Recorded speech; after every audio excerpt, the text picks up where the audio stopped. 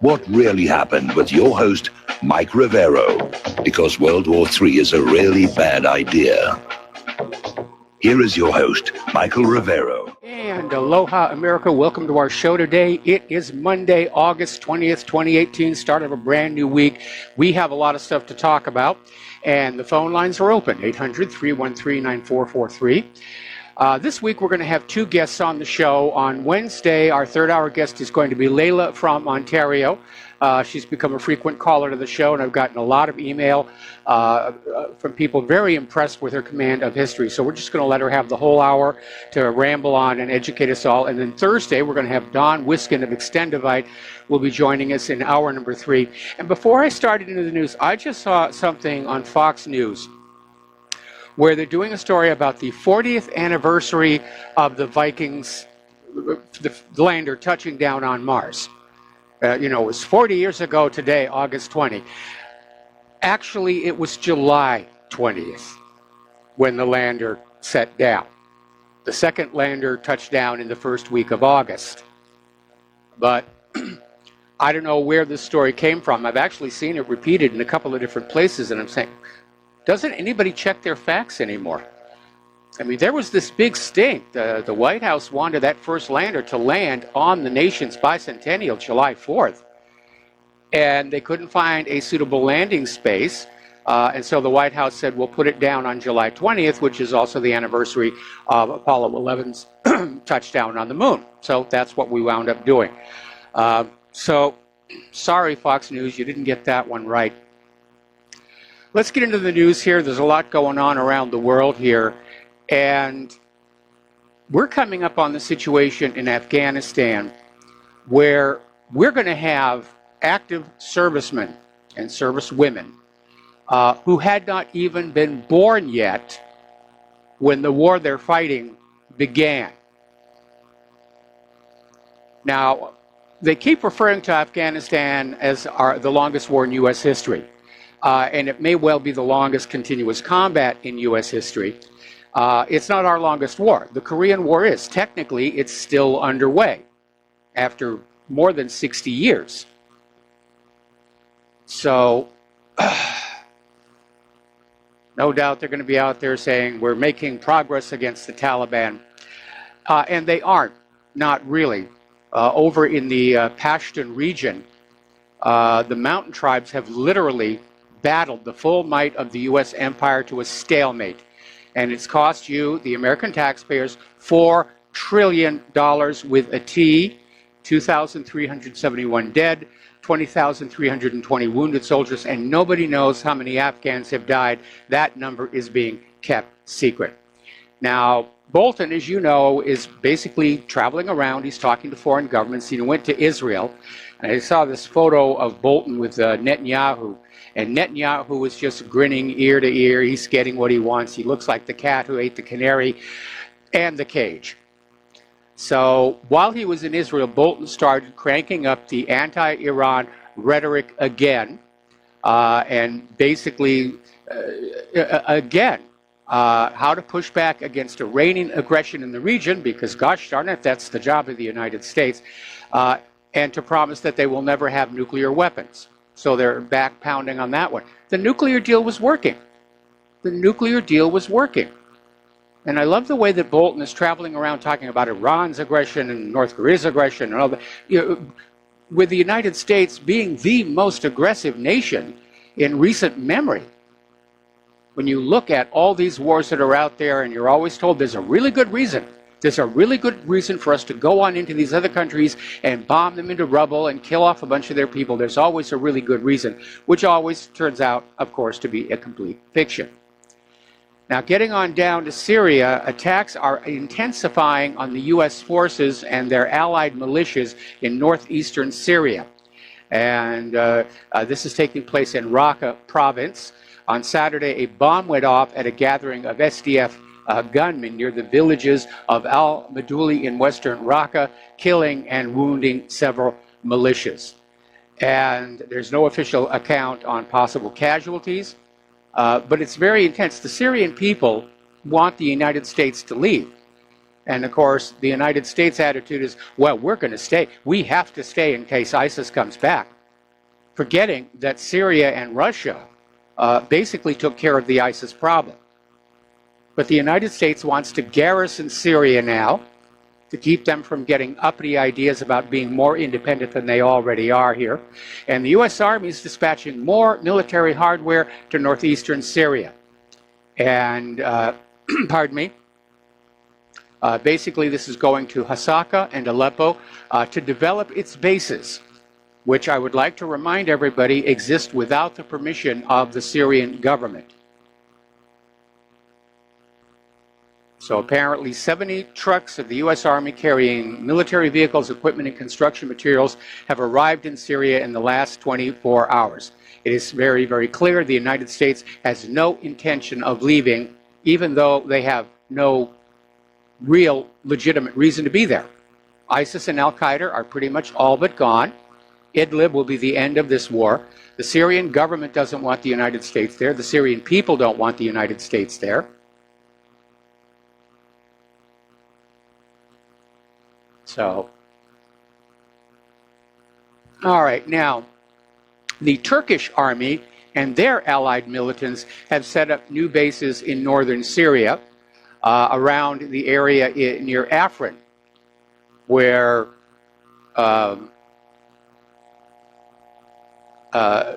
basically Turkey pushed into Syria a while back and surrounded the area of Afrin and said, we're just here temporarily to deal with ISIS and Al-Qaeda, but like the United States, they don't seem in a rush to leave. Over in Turkey, apparently somebody took some shots at the U.S. Embassy. There was this white van driving by. They don't know who did it. They're obviously trying to find out. But 3 bullets hit a security booth outside the U.S. Embassy in Turkey earlier today. Nobody was hurt. So looks like somebody in Turkey doesn't like the United States being around here. We're getting to be very unpopular around the world. We're not well liked. Okay, down in Iraq, Colonel Sean Ryan, who's the spokesman for the Combined Joint Task Force Operation Inherent Resolve, is saying that U.S. troops will stay in Iraq as long as needed. Because ISIS and Al-Qaeda, they may re-energize, they may come on back here. No, what's really going on is the Iraqi government is straining at the leash. They want to go their own way. They want to run Iraq for the benefit of the Iraqi people. They're talking about closer ties with China and Russia, and so the United States needs to garrison Iraq to hold that government in line. So that diplomats can point out the window at all that military hardware and say, don't you do anything we don't like. Bad things will happen to you.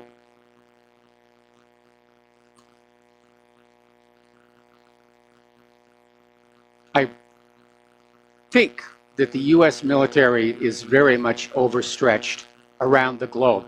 If Bernie Sanders is right, we've got military operations going on in something like 76 different countries, most of which we don't know. Remember, it caught everybody when those 4 Americans got killed in Niger, and everybody was saying, what the heck are we doing in there? Now, down in South Africa, the first white farms have been ordered seized this week by the African National Congress. And these 2 farms are in the Limpopo province in South Africa, and they're going to be seized without any court process. And 2 more orders for final appropriation of other farms have been signed. This is the first wave of the promised land seizures in the country. And if you look at how well it worked out over in Zimbabwe, you can see that South Africa is heading into trouble. Now, South Africa did try and avoid the bad optics on simply grabbing the farms without compensation. They did actually make offers to purchase the farms for about 10% of their real worth. And the owners of the farms said, no deal, and they're hoping that they can go through the court system and challenge this order. But I don't think they're really going to have much of a success. And don't think it can't happen here, because apparently Senator Elizabeth Warren is pushing for a bill for the government to take control of all large businesses here in the United States. That would be the largest theft of private property in all of human history. And after all, it worked out so well in Venezuela, why shouldn't we try it here? Now, down in Palestine, they've had a little tiny, itsy-bitsy problem with the postal system. And Palestinians living in the West Bank have just received a delivery of some 10 tons of letters and postal packages that the Tel Aviv regime had kept for the last 8 years. And my guess is probably they just got tired of storing it all and said, all right, send it all over there. But they're finally getting their letters and packages. Now, speaking of Palestine, the United Nations General Assembly has requested a report as to just what's going on over between Israel and Gaza. And the UN chief is out there proposing that the UN deploy armed forces to protect Palestinians. Now, if that has to go through the Security Council, of course, the United States is going to veto that.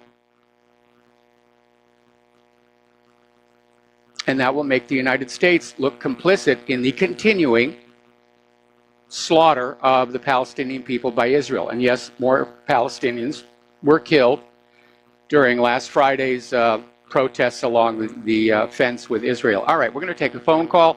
Don in the Philippines, aloha. Welcome to the show. What's on your mind? Well, Mike, you're talking about we're going to stay in Iraq forever. I was in the Missouri National Guard when George W. Bush first had this invasion of Iraq, and I remember this. At that time, they were saying, "Well, they're going to greet us with flowers. We'll be out of there in 6 months." Yeah. That was the word, right? And this guy, I remember at the time, the general, the top dog there in the Missouri National Guard, he made it a point to drive around as the state and visit every unit, every armory in the whole state, and just talk to the guys. He was just a down-to-earth individual, basically. This was before the National Guard was transformed into a war machine. Back in those before that invasion, basically the Guard was the place that was the last-ditch effort. You weren't going to be, couldn't not expect to be mobilized all the time. And after that, anyway, this guy went around there, and I remember what he said, because at the time somebody asked me, how long are we going to be there? And he said, we'll be there forever. This was back in 2001. Yep. So this guy knew what the deal was. I just wondered, what do you think about I've always felt that Al Gore, for all his faults and everything, he was not a great man. I think things would have been a lot better if he would have won the election, which he probably actually did if they wouldn't have screwed him over there in Florida. But what do you think would have happened if Gore would have been elected? I think that, like Donald Trump, he would have been co-opted and controlled and leashed, and the war agenda would have continued anyway, because we keep voting for candidates who promise an end to war and lower taxes. We never get it. That's just the plain, hard reality. We never get it. And Al Gore certainly would have been in a position to push his global warming nonsense on us all, but I don't think he would have changed the course of America's military adventurism one tiny bit, because, I mean, this is going all the way back to 9/11, when they, and even before that, with the project for the New American Century, where they were talking about literally a century of unending war by the United States against the rest of the world. Yeah, the think tanks already had it lined up, I guess, but I don't know if 9/11 would have even happened with Gore. That's what I'm thinking, because the Iraq invasion was predicated by the 9/11, whatever happened there. So, of course, we'll never know. This is a what-if question of history that nobody will ever find out. But anyway, Mike, I'll let you go. I'll listen off the air then. All right, well, thanks an awful lot here. And I think quite possibly 9/11 would have happened had there been a President Gore, because the people who were behind it were basically calling the shots, and they kept President Bush obviously informed about it. But we've seen with the Trump presidency that deep state is unfortunately unstoppable. The only thing that is going to stop these U.S. wars against the rest of the world is the collapse of the U.S. federal government and economy. That's right now, that's the only hope for the world. Okay, getting on back here to the news. Over in the Koreas, they've opened up the border to South Koreans to basically reunite with relatives they have not seen since the Korean War. And these are very elderly people. And it's a temporary reunion. They're going to go back and live in South Korea. But it's another indication that the Koreas are moving toward reunification. And the United States is not going to want to let that happen. But it looks to me like Moon Jae-in and Kim Jong-un have decided this is really what's best for the peninsula. And if they reunify, if they declare an official end to the Korean War, then North Korea doesn't need nuclear weapons. And that may be why Kim Jong-un has been talking about getting rid of them. He's going to basically remove the U.S. motive for wanting to go back in there. Now, Lockheed Martin has come under some criticism because they provided many of the weapons being used in some of these horrible atrocities committed in the Middle East, in particular in Yemen with that school bus, and in a hilariously mistimed attempt at a public relations campaign to polish their image. They put out a call over Twitter for people to send in, images of their weapons, just looking good out there in the field. And I think they were trying to appeal to those members of the military who use their product to just take a picture of this sparkling weapon sitting there on the runway or on the truck and make it look really good. And instead, Lockheed Martin got flooded with bloody images of blown up people killed by their weapons. And I don't know who signed off on this idea, but it was lousy timing. It really was. All right. Oh, it's Layla in Ontario. Aloha, Layla. Welcome to the show. What's on your mind?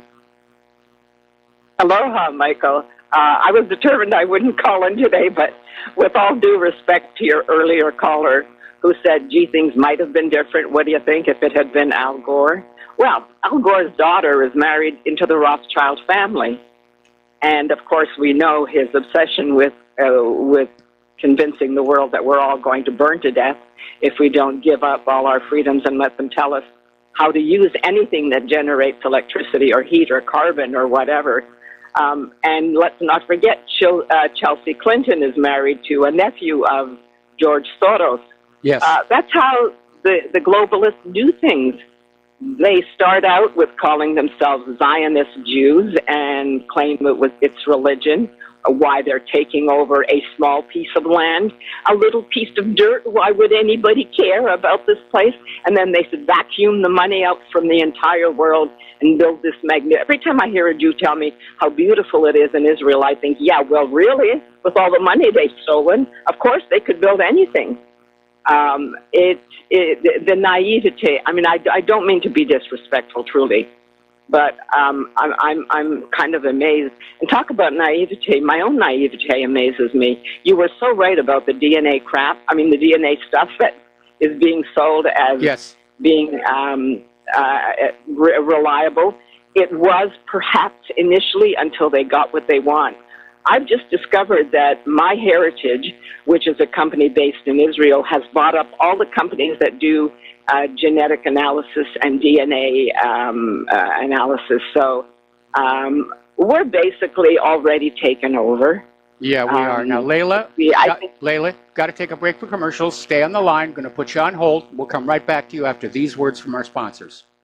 And Aloha America, welcome back to the show here. And before we go back to the phones here, once again, standing here with my hands out, Republic Broadcasting Network needs you. We need your support. We're in a time of literally open warfare between the corporate media and the independent media over who is going to tell you what to think. because that's what corporate media's job is, to tell you what to think, to what to care about, which presidential candidate that you should support. Boy, they tried that hard in 2016, and they blew it. And now they're blaming us in the independent media because they're not able to steer you around. So Republic Broadcasting needs your help.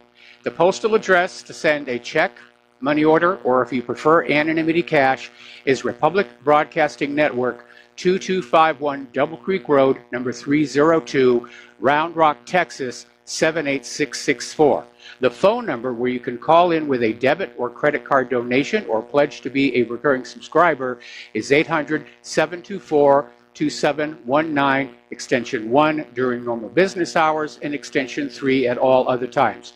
So going back to the phones here, and we were talking with Layla, and believe it or not, over the commercial break, I got yet another email saying that you are definitely one of our better callers. So anyway. Well, thank you. Yeah. Thank you to your viewers. I appreciate that. I hope I'm not offending too many people because I've got views that are not of the norm. Having experienced a lot of the things that have been at a distance up until now to North America, but are now making themselves evident. Is resistance futile? Only if we give up on independent media. Unless we stand up and support. What's that old saying about if first they came for this person, then that person, then finally they came for me. I watched Alex Jones with fascination during the campaign. He went all out. He risked everything to back up Donald Trump. And now whether Donald Trump is actually being held hostage in the White House or his family is, we don't know. But he did radiate a degree of sincerity, and I pride myself on being able to see when somebody is telling a lie or actually intends to do what they say they're going to do. Now, what has happened in the intervening months or the year is hard to say, but I don't for one moment doubt that he is doing what he is. He's following orders. Yes. And there's a lot at stake for him. So unless people, and whether or not you like Alex Jones is really irrelevant. It really is the principle of defending those who have the right to free speech, so long as they're not, promoting incitement to violence or breaking the law. Once we stop being prevented from expressing our opinions and debating those ideas, then we're truly doomed when we give up on that. And unless we offer the support that is needed, the so-called corporate media has been taken over bit by bit by bit, and I watched it happen when I work in the industry. I saw things happening that were frightening me to the point where when I finally reached a job where I was beginning to make money, I just turned, I thought, I've lost myself. I'm losing myself. For what? For money? And that's one of the reasons why we have to support you, Mike, because you're one of the few. Actually, you're probably the only show that I listen to now, because all the others, a lot of them, are not nearly as well informed as you are. And so my appeal, we need someone that we can rally around when and if the crisis occurs soon. And you're the only person that I can think of. And I hope we'll know where to reach you if they drag you off the air, because I have a feeling you're not going to just submit. I don't think you're the well, all I can say is, stay near to that fax machine. I don't have a fax machine. Oh, darn it. Well, no, what we're going through, and I've said this before, this is a repeat of what happened when Gutenberg rediscovered movable type printing and books became affordable to the middle class. Prior to that, books were these very labor-intensive, beautiful works of art that were purchased by the ultra-wealthy, primarily as a status symbol. See, I have books. I'm better than you. But with the advent of affordable books, the middle class began to educate itself, and it was a serious threat to the power of both the government and the church at the time. And they did everything they could to try and suppress it and stop it. and it got a little extreme out there. The first man to do an English translation of the Bible was literally burned at the stake with his Bible. And that's how fanatic rulers are about controlling what the people know and what they're thinking. But in the long run, of course, the education of the masses won out, and those institutions that could evolve and adapt to the new reality are still with us. Those institutions that could not went extinct.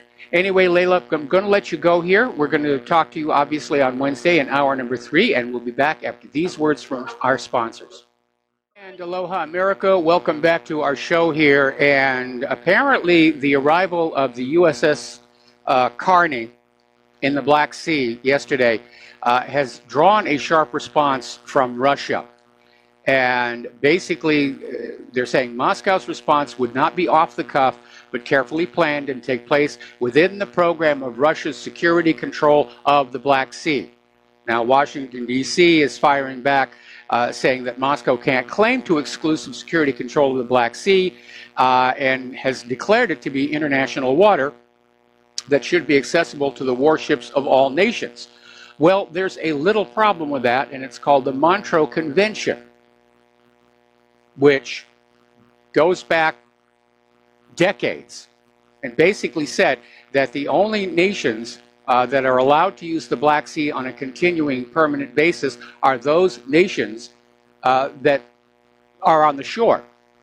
And other nations are strictly limited in what they can send into the Black Sea, and especially warships. They're allowed to go on in, but only for a short interval of time. But now Washington, D.C. wants to say, to heck with the Montreux Convention. We, the greatest nation on earth, have declared the Black Sea international waters, and we're going to send in our warships just anywhere we want to. All we need is an accident or a hothead, and things are really going to get ugly. All right, back to the phones here. Dustin in New Jersey. Aloha. Welcome to the show. What's on your mind? Sounds like an invention for a submersible drone nuclear tip mine. And they all would come up when the Russians are not around, and when the Russian ships come around, they would go back down under the ground, under the water. Feasible, huh? Feasible. Nuclear powered. Feasible. Yeah, I mean, they have that Poseidon weapon they created, and also the cruise missile, the nuclear powered cruise missile. So if they shrunk down that power source, then it's possible they can put it in a mine, and there is mines that are nuclear filled.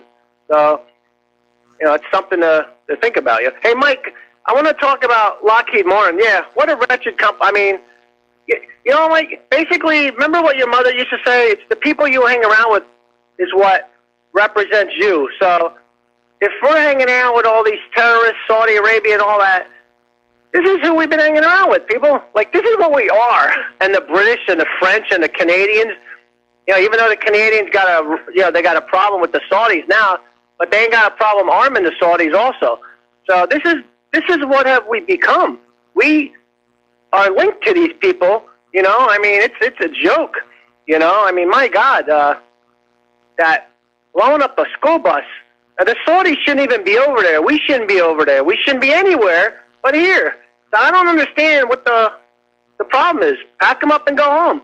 That's it. The problem is right now that the survival of the U.S. economy right now basically is dependent on access to natural resources at bargain basement prices in other countries, like opium out of Afghanistan, and of course continuing to force the world to trade at least oil and other natural resources only for the U.S. dollar. That's why the U.S. is going to stay in Iraq, to make sure that Iraq goes on selling their oil only for the U.S. dollar. That's what this is really all about. Which proves that we are just a welfare and a warfare state in its decline, because we learn no lessons of the Roman Empire and so forth and so on, which is sad. So basically we are speeding up the decline by all these, because we don't have the troops to keep, like you said, garrisons, like full garrisons. So they're got pockets of garrisons. That's why you've seen the Eric Prince, who is like the founder of Blackwater, which his sister works for Trump. I don't know if she's still working for Trump. But there was an article where he's going to be the new viceroy of Afghanistan. He wants to have his private army Is that the future? You know, where they would have these viceroy / Blackwater type groups keeping themselves in these other, in these different countries, kind of like ISIS. Would those be kind of like a viceroy in a way, right, Mike? Well, it's interesting that somebody revived that word at a time where we're talking about neocolonialism, a very covert neocolonialism by the United States of America. They don't go into these other countries and hoist the American flag. They just go on in and take over and hope that nobody will notice. And so the term viceroy, I think that was perhaps a little reckless to use out there. But the use of mercenaries has a very, very long tradition. The British were hiring those Hessians to come and help fight against the colonials in the American Revolutionary War. So this is how far back it goes, people. So, I mean, leopard doesn't change his spots. I'm like... Yep. Afraid not. Hey, Mike, you know what the Caspian Sea deal, they also said this is closed to anybody that's not part of the Caspian Sea deal. That includes NATO. So yes. that area is closed, period. Yep. I can't, and I don't think they're going to allow any ship in there at all that's not part of the, Kazakhstan, Turkmenistan, Iran, Russia, and, what's the other country? I said Iran, right? Yeah, that was the countries, I think. Yeah. But, yeah, I mean, that's good they keep them out because then that'll be, with the Belt and the Road.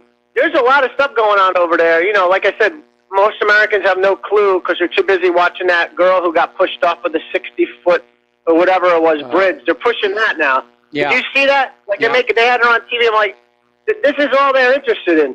It's like reality TV show crap again, But all right, Mike, have a good show. All right, thanks an awful lot. We're going to let you go. And in turning to our domestic political scene here, earlier today, Fox News was running the story about how a verdict is now anticipated in the Paul Manafort fraud trial. And they were acting like it was imminent, but apparently it is looking more and more like the jury is going to go home today without reaching that verdict. And I'm sure that's making Robert Mueller and his people very, very nervous, because if Manafort gets acquitted, it's a major blow to the credibility of what Mueller's been doing. And that's why there have been these very bizarre tactics employed in this case, where you had CNN and these other outfits literally tried to get the names and home addresses of the jury to make them afraid to go against the officially desired verdict. They even threatened the judge. And apparently he's now under protection by the United States Marshal Service. I mean, this is absolutely... It's fascist state tactics. It's brown shirts when they're out there threatening the judges. Okay, let's take a phone call from Steve Elkins. Aloha, welcome to the show. What's on your mind? Well, the antitrust laws that were to prevent monopolies being formed in the mainstream media, which evidently has gone aside of being enforced. Yes. And I guess we understand whether 5 or 6 corporations own the 90% of the mainstream media. And Fox coming out and saying it's our job to control what you think. I just wonder, is there anybody looking to change the law to bring back real news, if there's even a chance with these people? But I mean, it's out of control, and the fake news and the bias. And they are, to me, the mainstream media is the enemy of the people, because they are working to deceive us. Yes. I just want to know if there's anybody working on this at all to bring back antitrust laws. Well, I would like to see it happen, but you have to understand that the members of Congress are afraid of the corporate media. They don't want to stand up to them out of fear that the corporate media will basically destroy them on the next election cycle.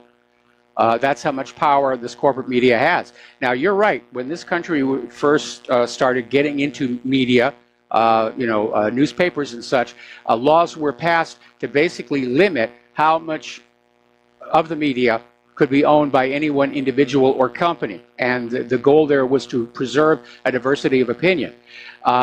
And there had already been some media consolidation going on, but it was being blocked in many cases up until Desert Storm. And the U.S. government went to the corporate media and they said, we're going to make you a deal here. Okay, you're going to embed your reporters with our military. You're going to report on Desert Storm the way we want it reported. And in exchange, we will rescind all those laws limiting your ability to gobble up your competitors. And that's exactly what happened.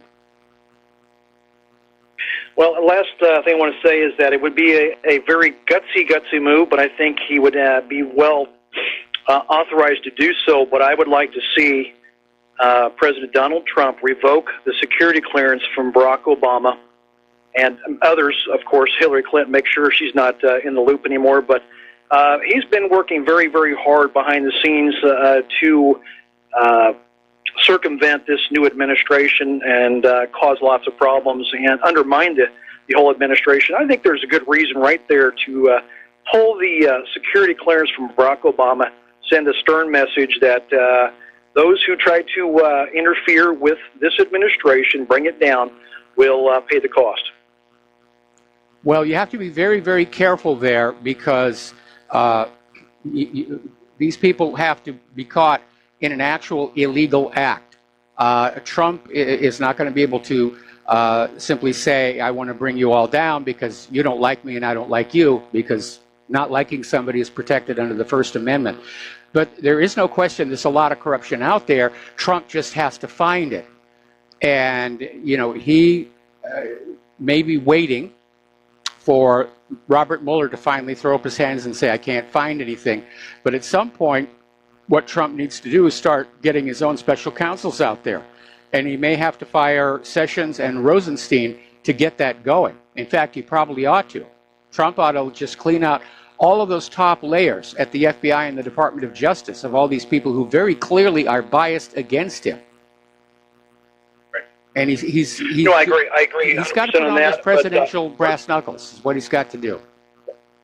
Wasn't Barack Obama part of the whole phony Russian dossier? Wasn't he part of that whole thing with Hillary and global GPS? Wasn't he part of that whole thing? That was Fusion GPS, and I don't recall that he was involved, but we don't know for a fact that he wasn't. We do know that the spying that was going on against the Trump campaign did go all the way up to Obama himself. Well, there you go. You got your reason right there. There's your reason. Thanks, Mike. Appreciate it. All right. Well, like I said, Trump's got to put on those presidential brass knuckles. All right. We're going to switch over to Cameron in the United Kingdom. Aloha. Welcome to the show. What's on your mind? Hi, Michael. I hope you're well.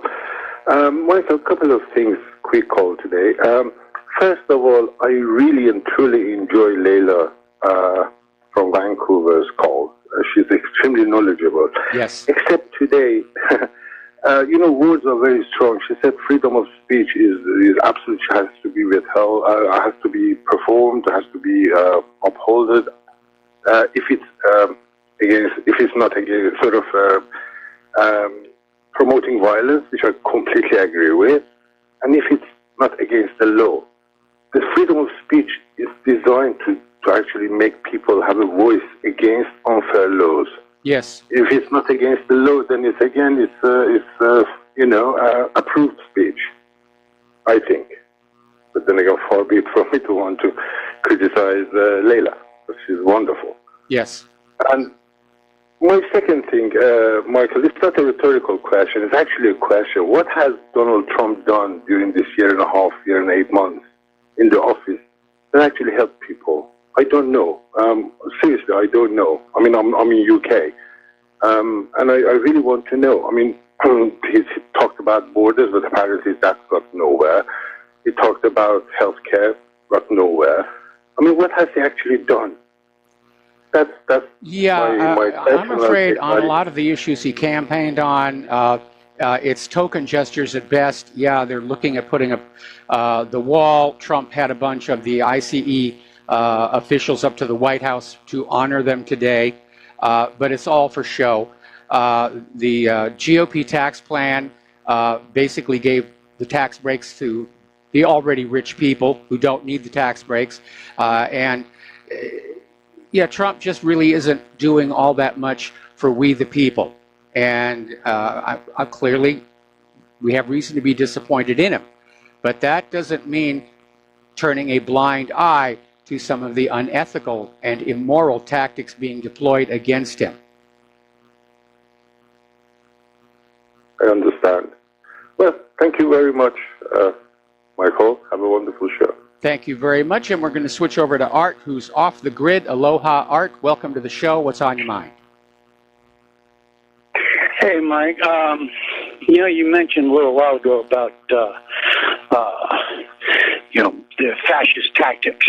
Yes. That they're pulling with regards to, the judge and everybody having to be protected, under armed guard at all time now. I've been arguing for years that we have been under a fascist dictatorship of one form or another for well over 100 years. And the perfect evidence I use is I tell people, just look at the monuments we display around us and then look on the house at the floor of the house. And what do you see back there on either side of the speaker's podium there?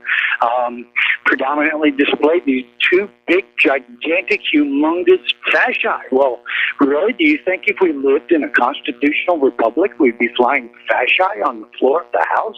Are you serious? And then people look at me, well, and then I follow it up with, oh, and by the way, when you look at everything that's going on right now, you know how to expose a fascist, tyrannical dictatorship?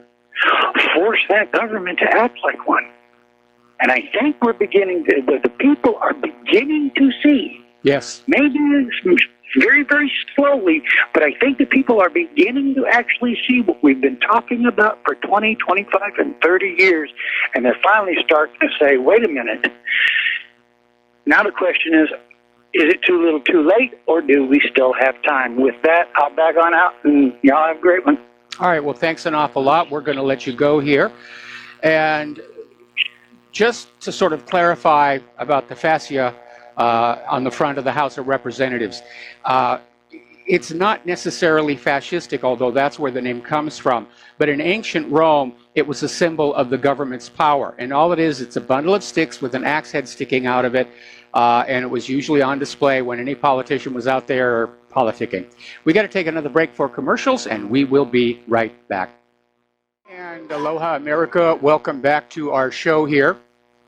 Now, getting on back to Seth Rich, a couple of interesting developments where there's this one independent media outlet who says they've identified two highly placed officials who arrived at the hospital within minutes of Seth Rich himself. And they issued this challenge to say, you have so many weeks to reveal who you are, or we're going to blow the whistle on you. Well, they're kind of a little bit too late, because over at afmg.com, they have come on out saying that former DNC chairperson Donna Brazil and the mayor of Washington, D.C., Muriel Bowser, arrived shortly after the EMTs had delivered Seth Rich for emergency treatment of 2 gunshot wounds to the torso. Apparently, he was still alive when he arrived at the hospital here. So, now, here's an article from Zero Hedge, and it's asking a relevant question.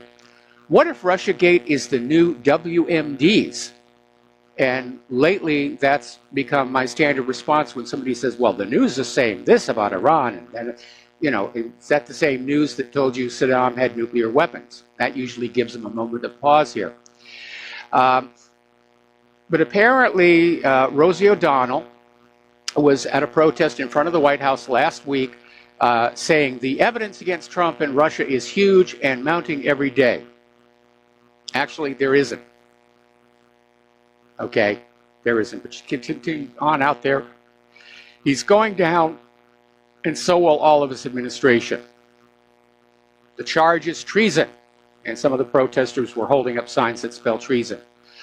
Now, apparently, Trump's guilt in Russiagate is now simply assumed by much of the American left. They're not interested in the fact that there's no evidence. They believe, we believe. They've turned into a religious cult. But this article points out, remember that same thing happened in the run-up to the war with Iraq, where all of the media figures and politicians, they believed Saddam had nuclear weapons. We don't need proof. And went on in and smashed up Iraq. No weapons of mass destruction were ever found. They tortured a lot of people, some of them to death, to find them. Didn't happen. And now the U.S. is stuck there. Because the real reason that Iraq got attacked is they wanted to sell their oil to the euro. And now the U.S. has smashed the place, and they're just going to stay there and make sure you sell your oil for the dollar, only for the dollar. Don't you dare use any other currency here. Now, former CIA Director John Brennan is still out there foaming at the mouth about his security clearance getting revoked, and says he's going to seek legal action. And when he was on Meet the Press, Brennan was saying, you know, Trump's egregious abuse of power and authority. Well, that is his authority to revoke a security clearance. But Brennan says he wants to go to court and get an injunction to stop Trump from pulling clearances from other people, which Brennan describes as critics. Not going to happen. The president does have the authority to terminate a security clearance. We'll be right back.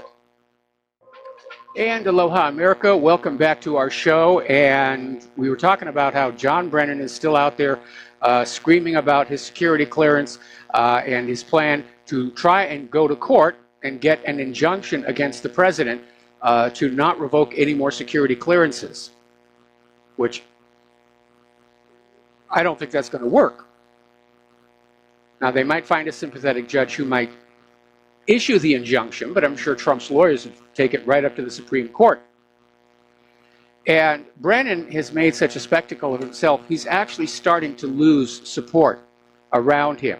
Former Director of National Intelligence James Clapper was on State of the Union saying that John and his rhetoric have become an issue in and of itself, commenting that John is subtle like a freight train and he's going to say what's on his mind.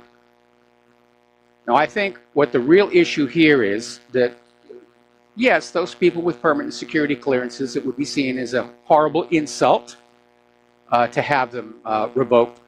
But I think the concern here is that if they're working for the deep state and they're trying to find some way to bring down Donald Trump, they're using their security clearances to get access to information that could be used against Trump.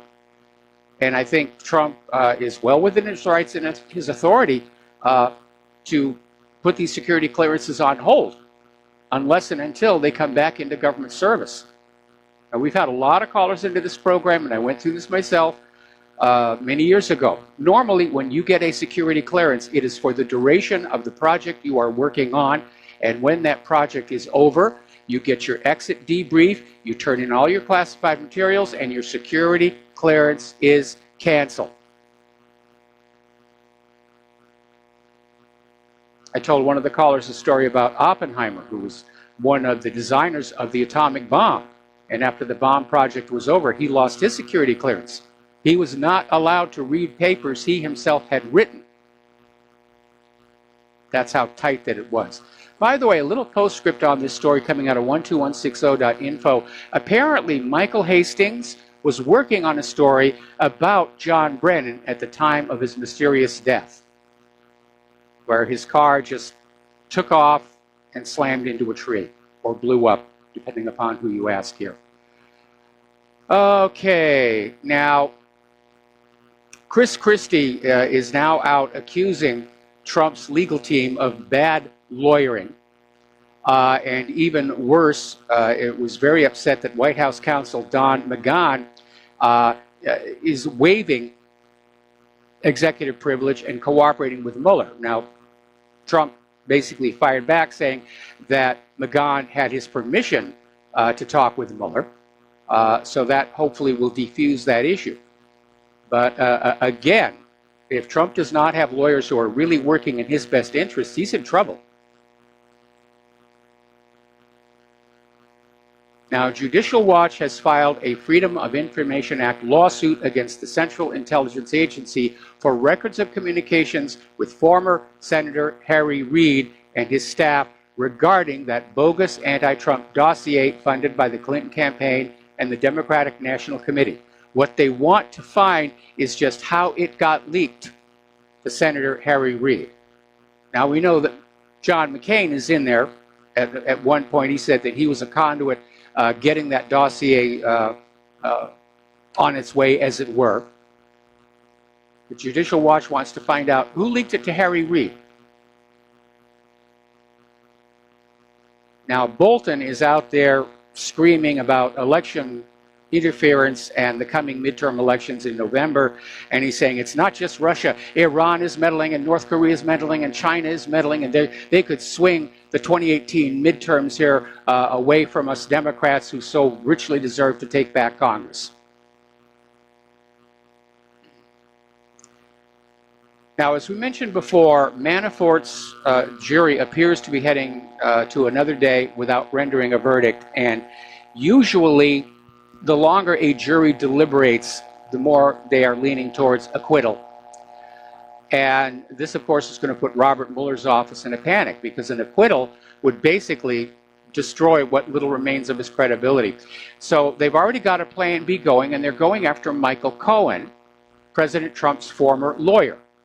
And he's apparently under investigation for bank and tax fraud. And investigators are looking at more than $20 million in loans to a taxi company he owns with his family.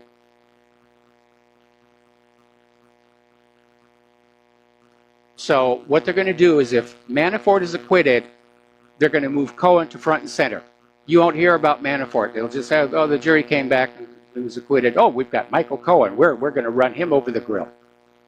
Got to keep dragging this out until the November election so the Democrats can campaign on it. Over at Counterpunch, there was a very interesting article, and it's called Institutionalizing Intolerance. And we are seeing that in front of us, where civil discourse and political debate is evaporating. It's just going away. And everybody's out there screaming, I'm offended by this, I'm offended by that, I'm offended by other viewpoints, I don't want to hear them. And we're becoming a nation of people who just can't get along. Agreeing to disagree and being civil and polite about it is about as American as apple pie.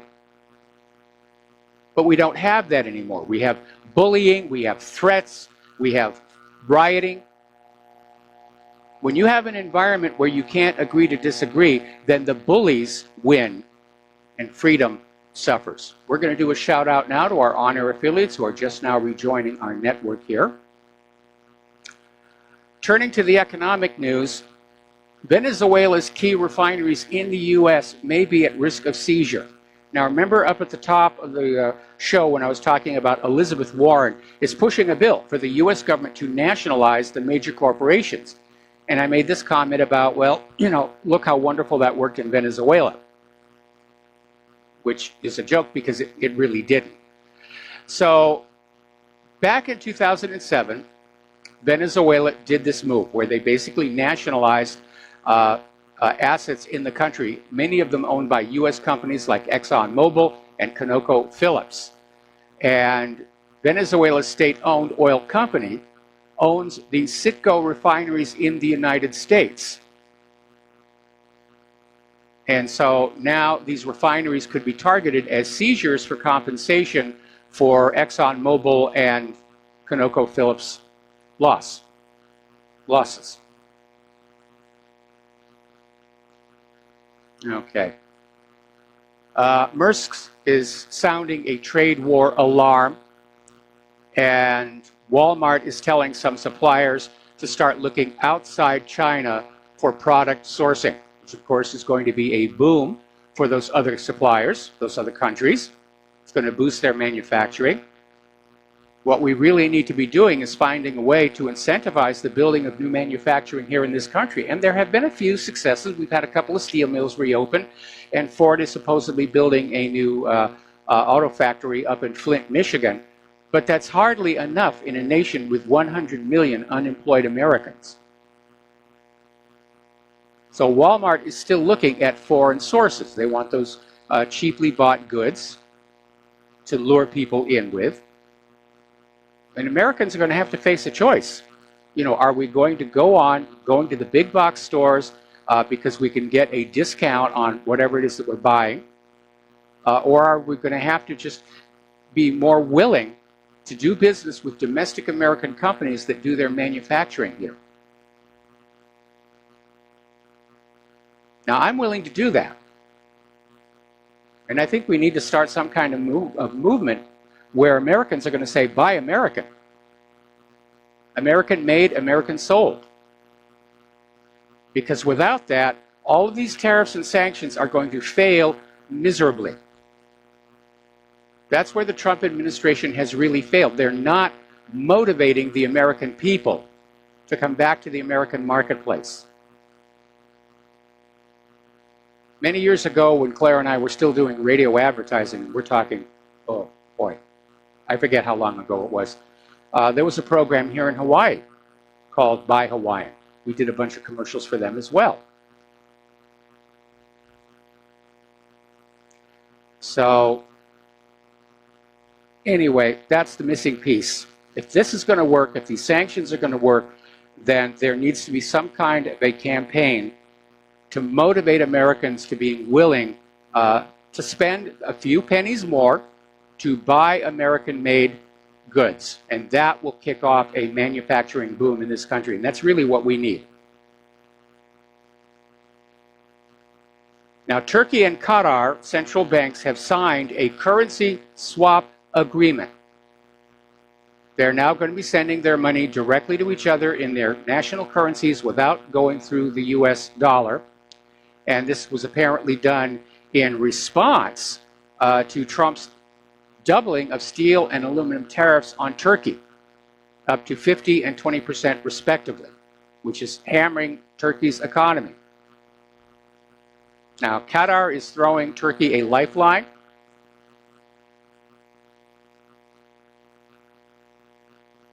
So we'll see what happens there.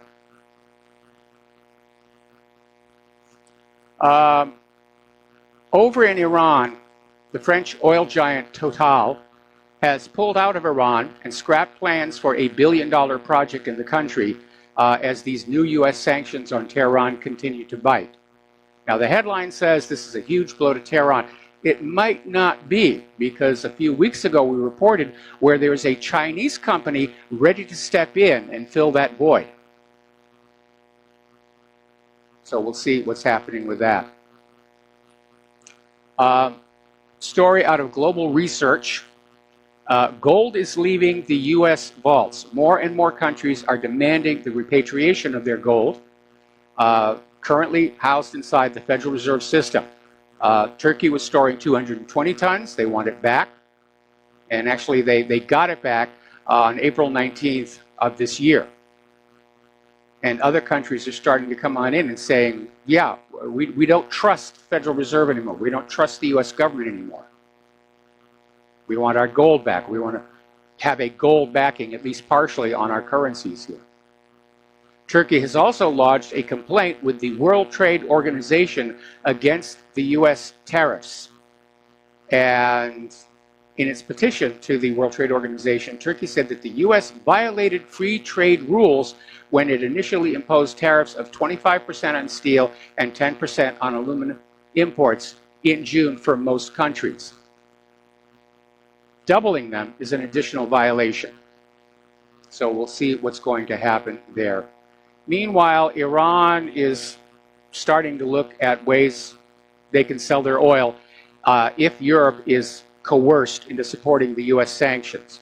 Now, most of the countries in Europe said, bad idea, we're going to get hurt by this, like we got hurt with the Russian sanctions. But the United States is saying, well, if you don't go along with our sanctions on Iran, we'll sanction you. We'll really put the screws to you.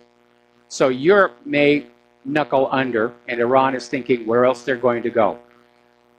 I'm certain that China will be buying a lot of Iran's oil. I believe that Turkey said they were going to buy Iran's oil.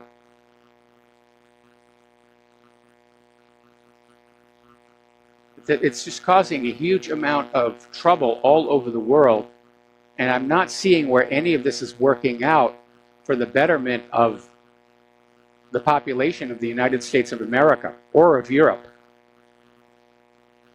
Because when those tariffed products come into the country here, those higher prices are paid for by consumers. It's kind of a hidden tax, if you will, a hidden sales tax. Now, here's an article out of Russia Today, and they're talking about the U.S. overuse of sanctions. You're sanctioned, you're bombed, you're invaded, and the U.S. just seems to be in this mindset of inflicting punishment for states where it claims they're doing wrong things. But if you hold the U.S. to the same standards, we're no better than they are. When you look at all the accusations hurled against these other countries, the U.S. is guilty of most of them.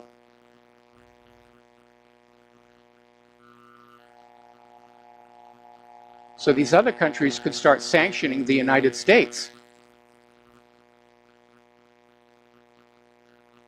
Not that we have all that much to sell anymore. Nobody wants our GMO agriculture.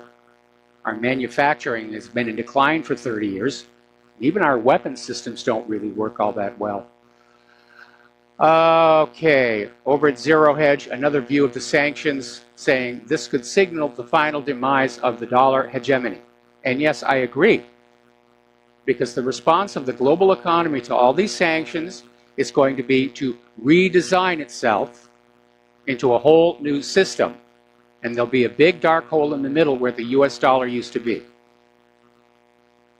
The problem with being an abusive country like the United States is the rest of the world starts learning how to get along without you. Because they don't need that kind of grief in their life. Too many of our policymakers in Washington are still laboring under the illusion that we're an indispensable nation to the rest of the world. And maybe we once were, but that's definitely going away. Okay. Now, we've talked before about how the government likes to cook the books on unemployment. And what they do is if you've been out of the workforce for over 6 months, you're recategorized. And that's why the US government can claim an unemployment rate of 4 or 5% at the time that the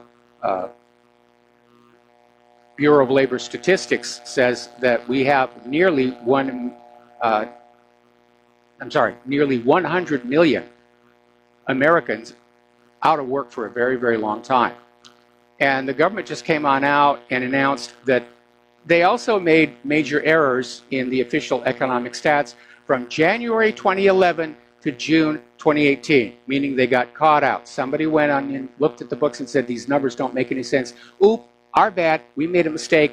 We meant well, but yeah, it was an honest goof. It was an honest goof here. All right, now, turning over to the areas of refugees and immigrants, Judicial Watch is now suing the State Department for Obama-era records on refugee resettlement site locations. And they're trying to get that information because when that was all happening, the refugees were coming on in, they were being put on planes and flown out all over the country, but nobody would say where. The only time we ever heard about it was when the people living in these communities complained loud enough where the media had to pay attention. So Judicial Watch wants to get the names of these cities where these refugees were resettled. Now, Vladimir Putin has come up with a really good idea. He's telling Europe they need to help rebuild Syria. And if they rebuild Syria, then all of those Syrian refugees now in Europe will want to go home.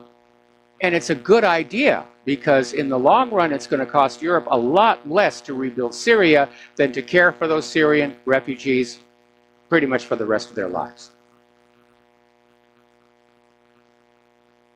Now, there's another story that has come on out. This one is from Russia Today, basically saying that the United States is trying to stall on any rebuilding of Syria until there's a political transition, which is another fancy name for Assad must go.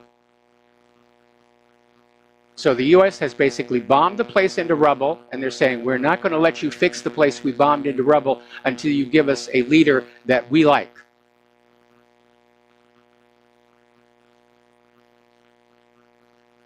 So, okay. Now, the Soros Foundation will withdraw from Hungary by the end of August. So, Hungary 1, Soros 0. And they're probably going to relocate the Open Society Foundation offices probably to someplace like France.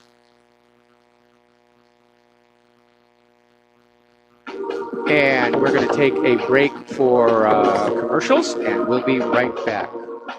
Aloha America, welcome back to our show. Let's take some phone calls, starting with Terry in California. Aloha, Terry. Welcome to the show. What's on your mind?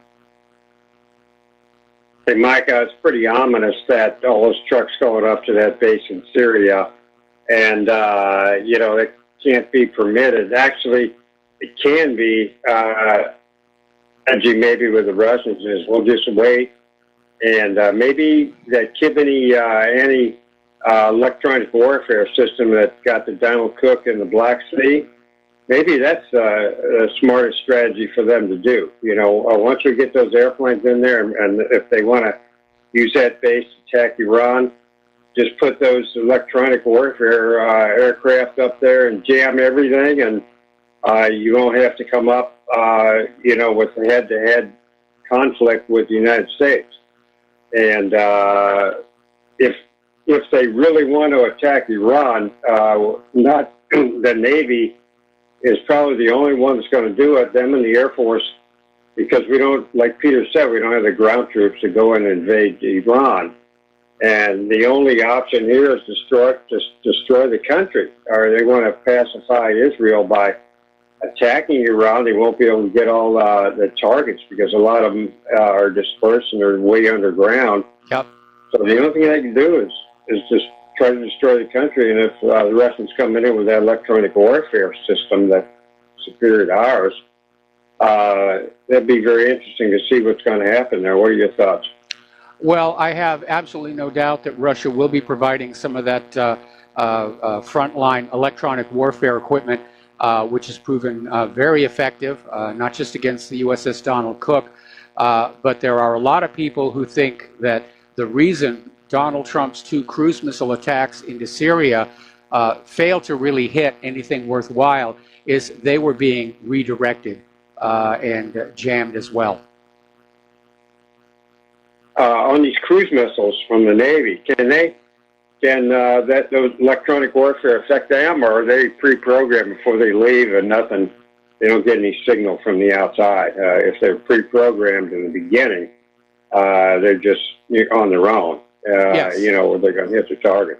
Well, yeah, if you've got an autonomous vehicle and it's not emitting any radiation, then it can't be detected. Obviously, for things that operate in the ocean, you want them quiet so that passive sonar doesn't pick them up. But again, Russia's come up with some really, really neat stuff. Yeah, I know, and they probably have some stuff we don't even know about. And if they just try to destroy Iran, they're going to take the big thing that the American people got to fear, and it's starting right now, is massive inflation. We're going to wind up like Venezuela and, like you said, a Soviet Union style collapse, and we're defeated by the Israelis, not by the Russians and ourselves. Yeah. The whole thing's going to come down because of them. Because, I know we're in there for the banks, and but we're also in there for greater Israel. And I know if you go to Washington, the State Department, they know that the Middle East policy is called by the Israelis, the Zionists, and the Zionists in the U.S. government and the State Department. They direct the Middle East policy. And there's collusion between them, of course, and the bankers. Yeah, it's all driven by money. All wars are ultimately economic in nature. Of course, that's not what ordinary people are being told. We're here to free the slaves. We're here to bring these people democracy. We're here to save them from an evil tyrant, the rest of it. But always behind it, it's access to resources or other economic agendas, like making sure that Iraq continues to sell their oil only for the US dollar, or access to opium from Afghanistan. And that's what war has always been. And every leader who starts a war has to lie their own population into it. Well, it's also for the economic benefit of Israel, because they want to expand over to the Euphrates, of course, and they want those oil fields in the Golan, and they want to expand into Syria. They want those, and they're not going to give it up, and they've got tremendous influence, and they run our Middle Eastern policy. Yep. Okay, Mike, that's the only point I made. Appreciate it. I'm going to let you go, and you go on the next caller or the news, whatever. All right. Thanks an awful. Whoops. Hang on a second. Trying to do something here. My my clock here is a little bit off, and I got to get that set so that things synchronize up. Okay, close enough for country and western. Alrighty, now let's thank you very much for the phone call here, and we're going to switch over. No, actually, we're coming up on a commercial break, so I'm going to leave this next caller until after the break, and during the break, I'm going to get this clock nonsense messed up, and then we're going to get back to talking to immigration, the refugee crisis, and a lot of science health issues we've got in the third hour. And okay, so we're going to take a break, and we'll be right back. And aloha, America. Welcome back to our show here, and we got all the little tech issues settled here, and we're going to go back to the phones here to Jesse in Houston. Aloha, Jesse. Welcome to the show. What's on your mind?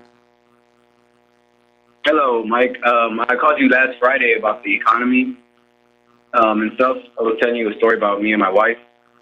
Yes. I just wanted to to let the listeners know, and you know that I wasn't calling it to get any sympathy. I was calling to confirm what you say about the economy and how it's going down the drain. And what I really called about was 9/11. When I was in fourth grade is when it happened. I was in fourth grade, and I came home one day and. Excuse me, I get nervous talking over the phone. Well, just take a couple of deep breaths and relax. I've been doing this now for like 12 years, and there are still some days when I get nervous. Okay, thank you. But yeah, so I walked home. That's back whenever you could walk home, and people wouldn't call CPS and stuff like that on you. But I was walking home, and I go home, and I mean on every channel you could see the planes hitting the building. Every channel. It didn't matter what channel it was on, every channel you saw it. And I was watching when I was young, I remember everything. We were watching a video on demolition in our fourth grade class. Not at that specific time. We're talking about how they demolished buildings once they, wanted to get rid of them or whatever. And what they did was exactly how the firefighters and, regular people explained, the people that were going through the stuff at the time at 9/11, they explained, the hearing of the bombs, the firefighters finding, how they cut the steel in like a slant rather than straight across, like they were going to cut a tree off. Yep. So they found that, and I remember this specifically, the scientists were saying that they cut the metal in slant so that way it goes, so the building don't spread or tip over. It falls directly straight down. Yes. And that's exactly what the whole point of the video was, like how they demolished the buildings and how basically their job was to make it safe around the area where these buildings were coming down. You understand? Oh yeah, I understand. Well, in my page about 9/11, I have that photo showing those slant cut beams, and there's also a huge amount of melted steel directly underneath the cut, which is basically indication that thermite was used. Yeah, I'm just sometimes I sit and think, and I'm just baffled on how, because I'm younger generation. Like I told you before, I'm 26, and I talk about your radio show to as much people as I can. I'll bring it up, and they immediately dismiss me, and it's kind of worrying that they don't. It's either they're on drugs, then they're either on drugs, so they don't care, or they're making money, whether it be working at a restaurant or construction or whatever. They're too busy doing what they're doing to think of and just stop and think what the government's actually doing to it. Because I'm sitting here and I can see it all around with the taxes and I'm getting checks, and when Obama was president, and I'm not saying it's all Obama's fault, but when Obama was president, there was a lot more money getting taken out of my checks than there is now. But it was just getting bad. Almost $300 taken out of my check, and it's like, whoa.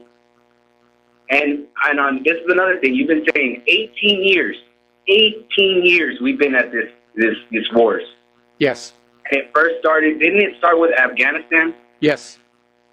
Didn't it go into Afghanistan first, and then out of nowhere it was Iraq, and then, and this is what I don't understand, how people don't stop and see what they're doing. Like, why did they need to go into Iraq after Afghanistan?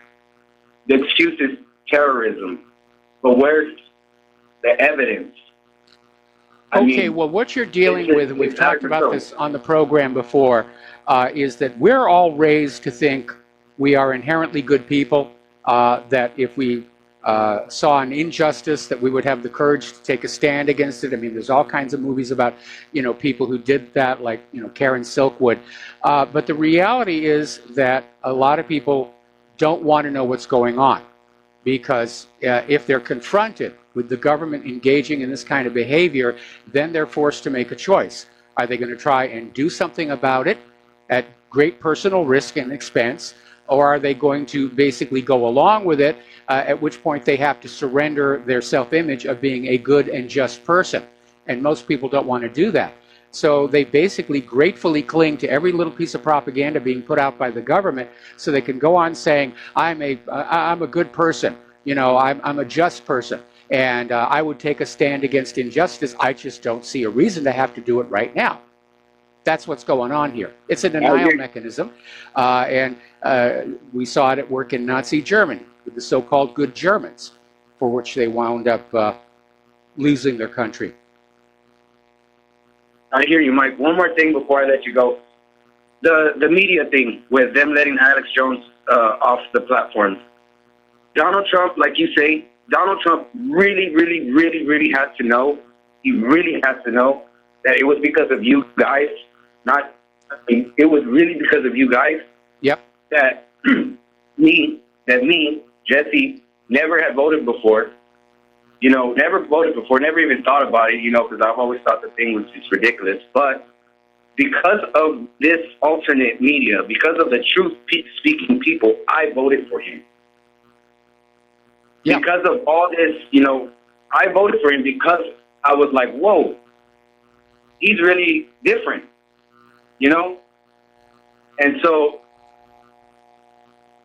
I'm like, wow, and it feels like he's not caring. Yeah, that seems to be the way it's coming across. He's turned his back on us. Maybe there have been some recent developments we're going to get into a little bit later in the show. All right, well, I'm going to let you go, Mike. Thank you for having me back on. See you later. All right, thanks an awful lot. We're going to switch over to Jim in Chicago. Aloha, Jim. Welcome to the show. What's on your mind? Hello, Michael. Earlier in the show, you had a caller from the UK, and he asked you, what has Donald Trump done for the American people? Yes. And basically you said Trump, he's basically, running his mouth and doing nothing. And I would have to agree. If anything, he's about to make the American public really suffer due to the terrorists and other things. Well, and the fact that the economy is not actually in recovery, and we keep hearing all of these experts saying that there is a major correction on the way. Right.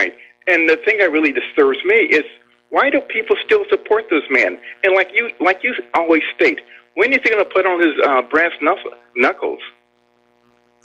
It's a very, very good question. But you need to remember that politics in this country has become very cult-like. And we certainly saw that on full display in 2016 with Hillary's followers.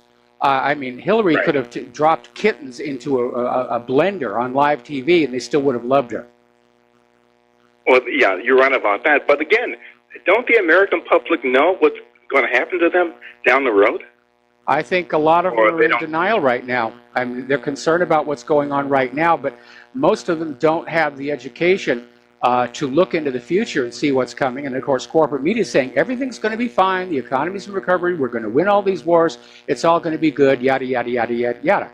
And because of the deterioration of our educational system, most younger people don't have the skills necessary to figure out, first of all, that they're being lied to, and second of all, to verify for themselves these claims that are being made about, you know, what a good direction the country's going in.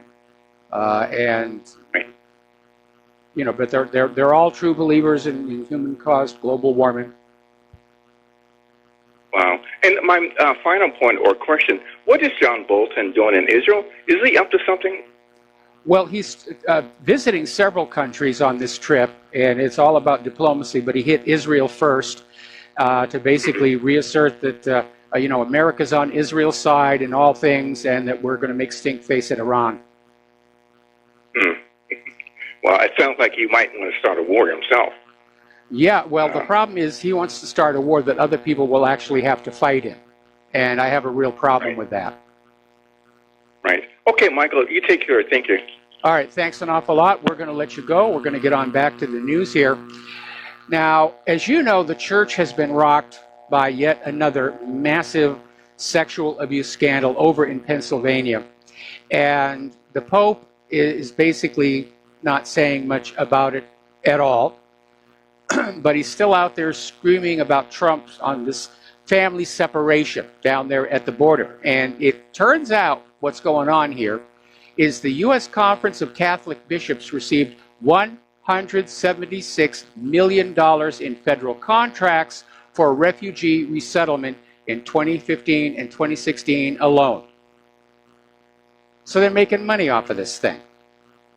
They're making money, and that's why the Pope is lecturing Trump about family separation and refusing to talk about the child molestation scandal here.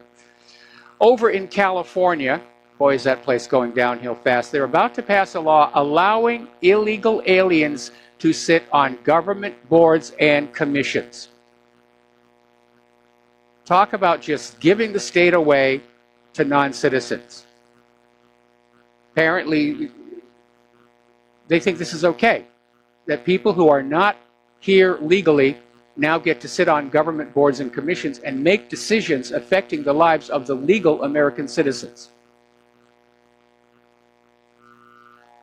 All right, over in Paris, there's this Parisian mayor who named a street in honor of the Palestinians who were forced out of their homes by the creation of the State of Israel.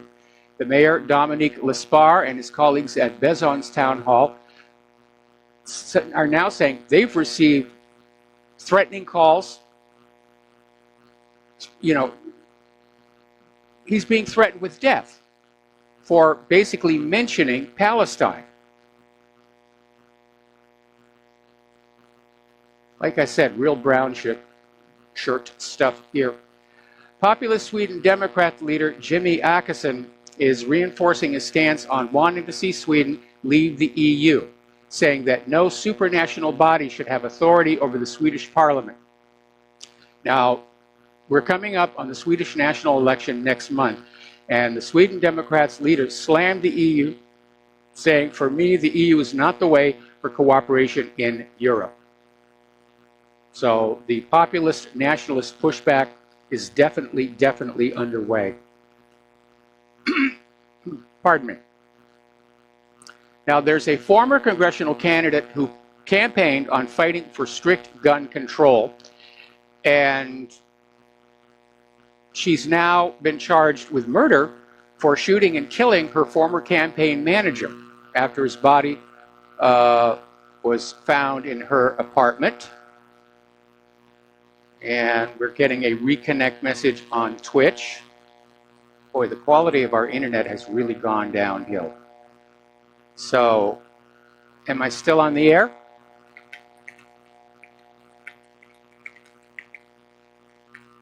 Okay. So let's keep on going here. So this Kelly Collins, 30 years old, she campaigned in Georgia's 10th congressional district, campaigning on a platform of more gun control. And now she's been arrested and charged with murder. Obviously, gun control didn't work there. We mentioned this last week, but I'm going to mention it again because I think it's an important issue.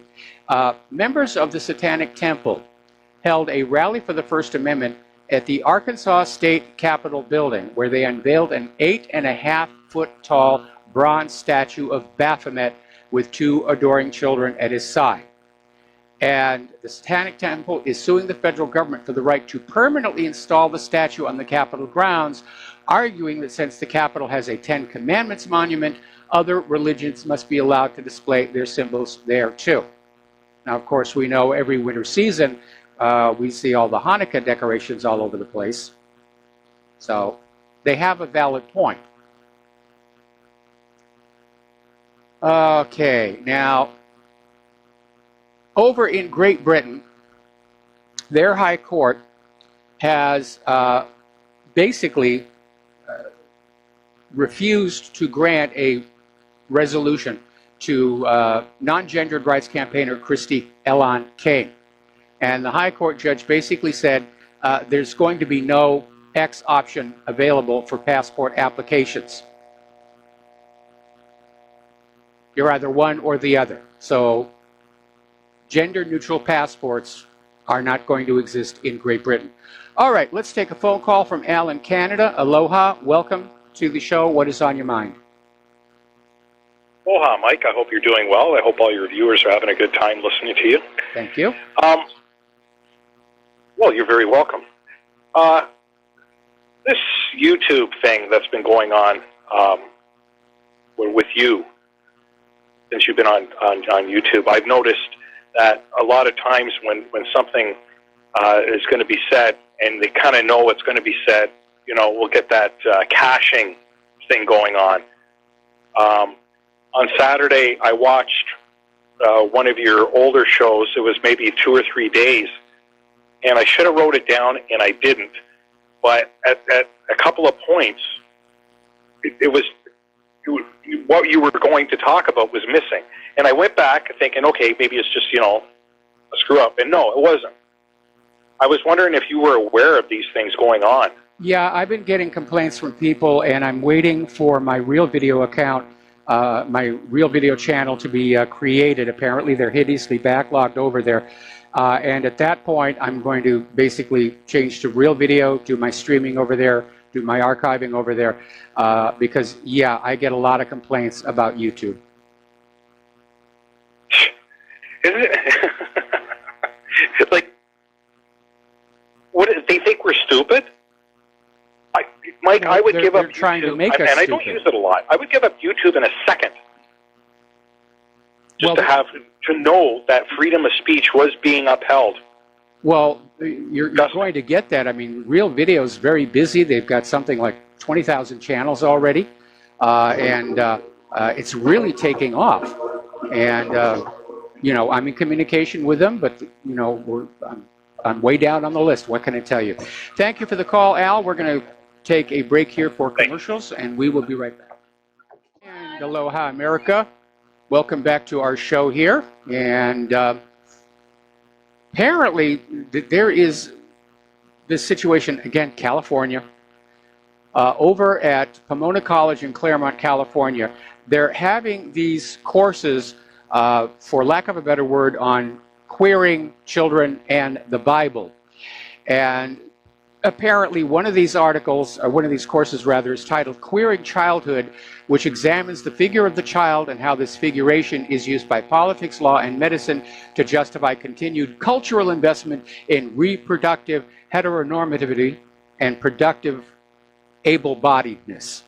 In other words, now it's the fact that we love children that is basically leading us to this world where we think there have to be men and women in it. That's really, really out there. And again, I wonder what kind of a job students who take these courses are going to find when they graduate with which to pay back those student loans here. Over at Yale University, there's been kind of a happy ending to a story that actually began 3 years ago. And basically, there was this professor, Nicholas Christakis, and his wife, Erica. And Erica wrote an email arguing that college students are old enough to choose their own Halloween costumes and to deal with costumes they might find offensive. And of course, this triggered all the liberals who are out there saying, no, no, you can't have a Halloween costume of this and it'll offend somebody, and you can't have a Halloween costume, you know. Halloween is supposed to be a scary time anyway. So there was this huge brouhaha where they literally chastised this Christakis for supporting his wife's free speech.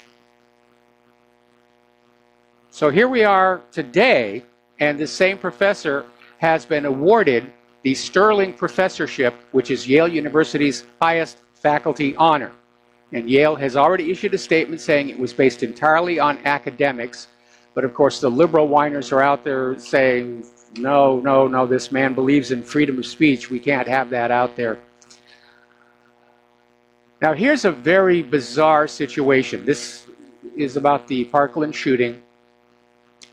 And apparently, the judge in this county documents case decides the First Amendment doesn't cover public records. So Broward Circuit Judge Elizabeth Scherer said the newspaper, which had published some of these documents, flouted her order that portions of a school district report about Nicholas Cruz should remain shielded from the public.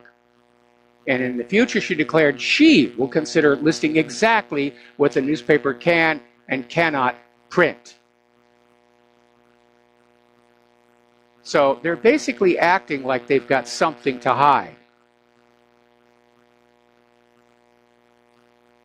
Okay.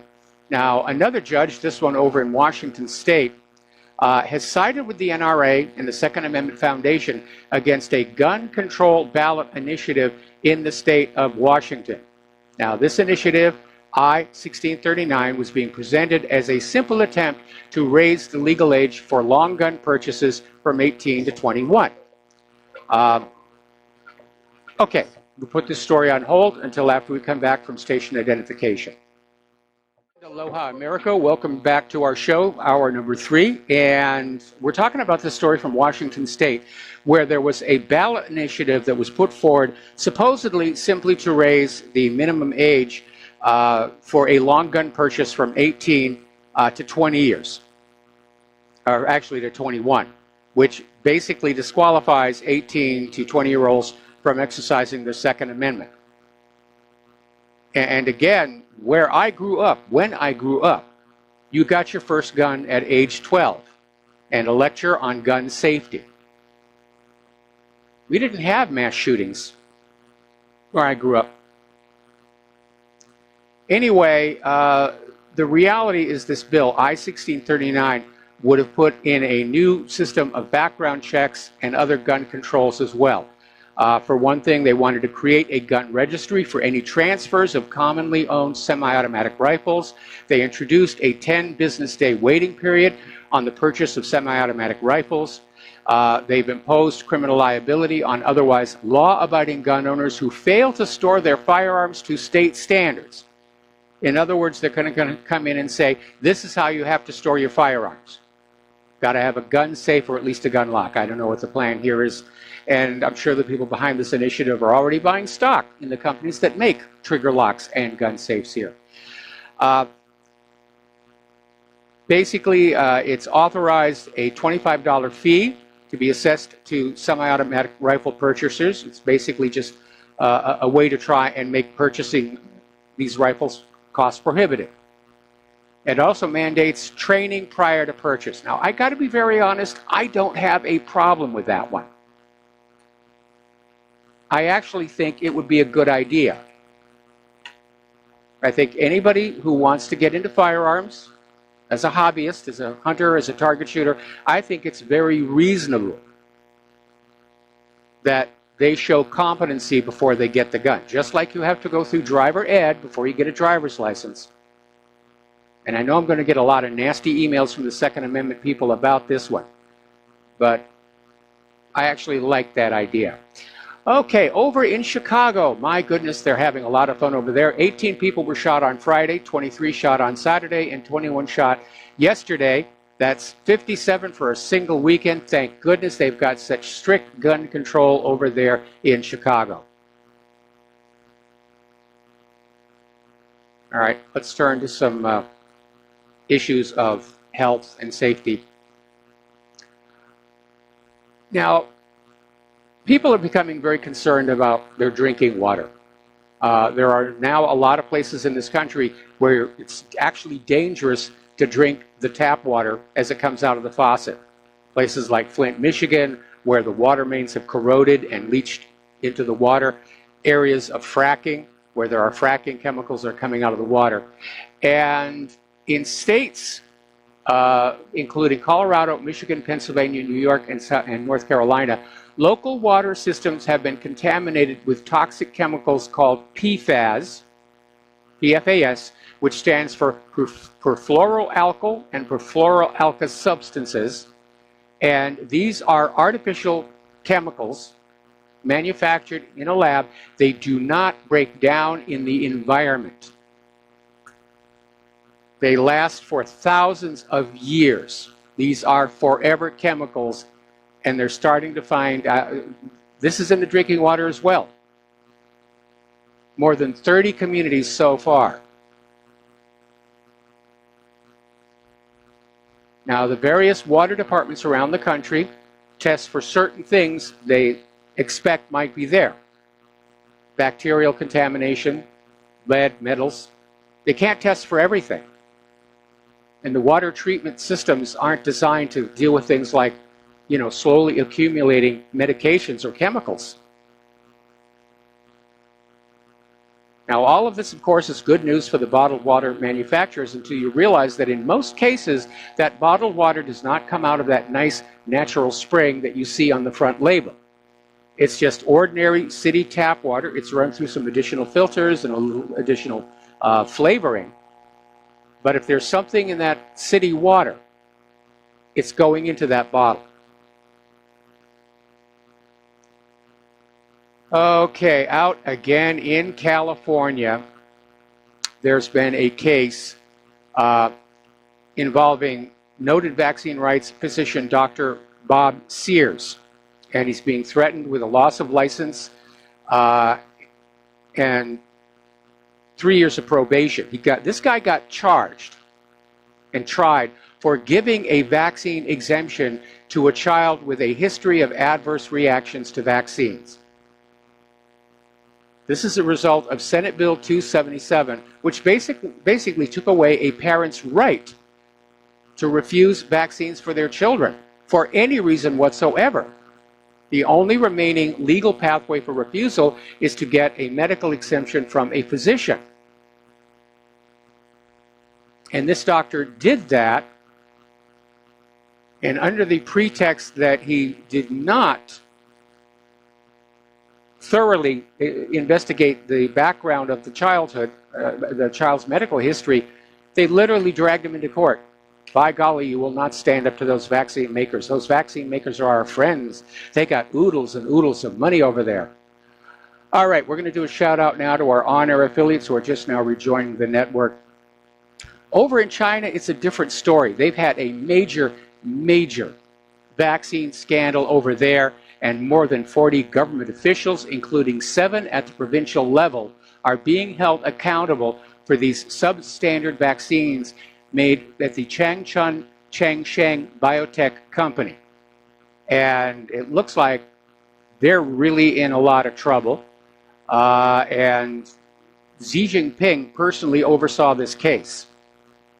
He said there's going to be new systems set up to protect the production line. and make sure the vaccines are what they're supposed to be and don't contain other chemicals. And you'd think that would be a little bit of good news, but it's being ignored by the corporate media. And the reason for that is really very, very simple. A lot of pharmacies import Chinese medications, including vaccines. When you go on down to that pharmacy on Main Street in your town, and you walk on in there, a lot of those products are actually made in China. And there have been issues with Chinese medications being substandard or even containing things that should not be in there. There have been cases where Chinese medications don't actually have the labeled amount of the medicine in the tablets or caplets. China is trying to clean up its act because its vaccine industry has become one of their major industries. And China's unfortunately had a bad image over the years for its intellectual property violations, its problems with the vaccines. And it looks like Xi Jinping is trying to clean up their act. And basically, China's clearly in ascendancy. Even as the U.S. declines, China is continuing to climb despite all of Trump's punitive sanctions here. Story coming on out of the Daily Mail in Great Britain. Interesting that we don't see this reported here in the U.S., but apparently the current HPV vaccine does not protect against some of the most common forms of the virus. And scientists at the University of Sheffield found the majority of people who tested positive for HPV had strains not covered by the current vaccine. And the government has announced last month, teenage boys will get the human papilloma virus jab from next year. Somehow, I don't think those boys are going to get cervical cancer. Of course, everyone's so confused about being a boy or a girl. Who knows what could happen? Again, back out in California, California politicians are considering a law that would compel all of the state's public universities to dispense abortion pills to students. And they're basically turning the university student health centers into abortion centers, and they think it's progress. So I remember there was a time when even those who supported abortion said it should be rare. And now they're making it available as Tylenol. Now, this is the morning after pill, and I think a lot of people are comfortable with the idea that that soon after conception, that you're not dealing with a sentient, self-aware creature. But again, it's going to encourage sexual promiscuousness, which in turn is going to lead to more sexually transmitted diseases. Now, I understand how sexually active or motivated college kids can be. I remember in my college days. But I think they'd be better off, you know, pushing condoms rather than these morning after pills. So I can imagine taking one of those morning after pills would have to be a traumatic event for the woman, because basically it forces your uterus to spit out everything in there that the pill doesn't like. Getting on back to opioid, apparently opioid overdoses killed a record 72,000 Americans last year, according to the CDC. It's a major, major problem.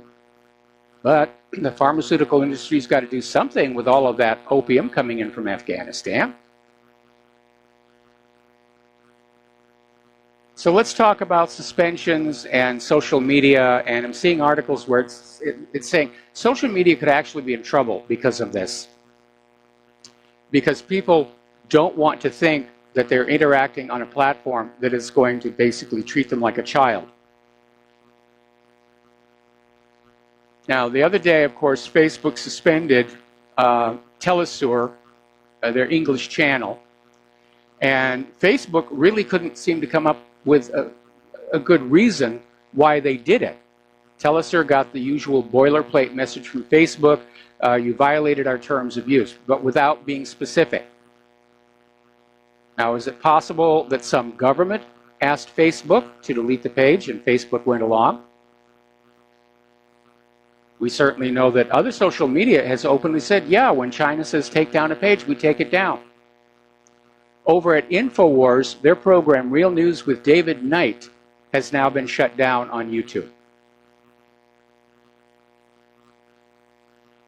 And a second social media giant is now blocking Republican Elizabeth Heng's ad. They are targeting conservatives here. So basically, Elizabeth Heng was raised in Fresno. She's got a good work ethic. She worked at her parents' Asian grocery store as a child. She went to public school, was class valedictorian. Sounds like a really good person. She's running for Congress in California's 16th Congressional District. Now, she has a campaign video out there basically talking about the events her parents went through in Cambodia.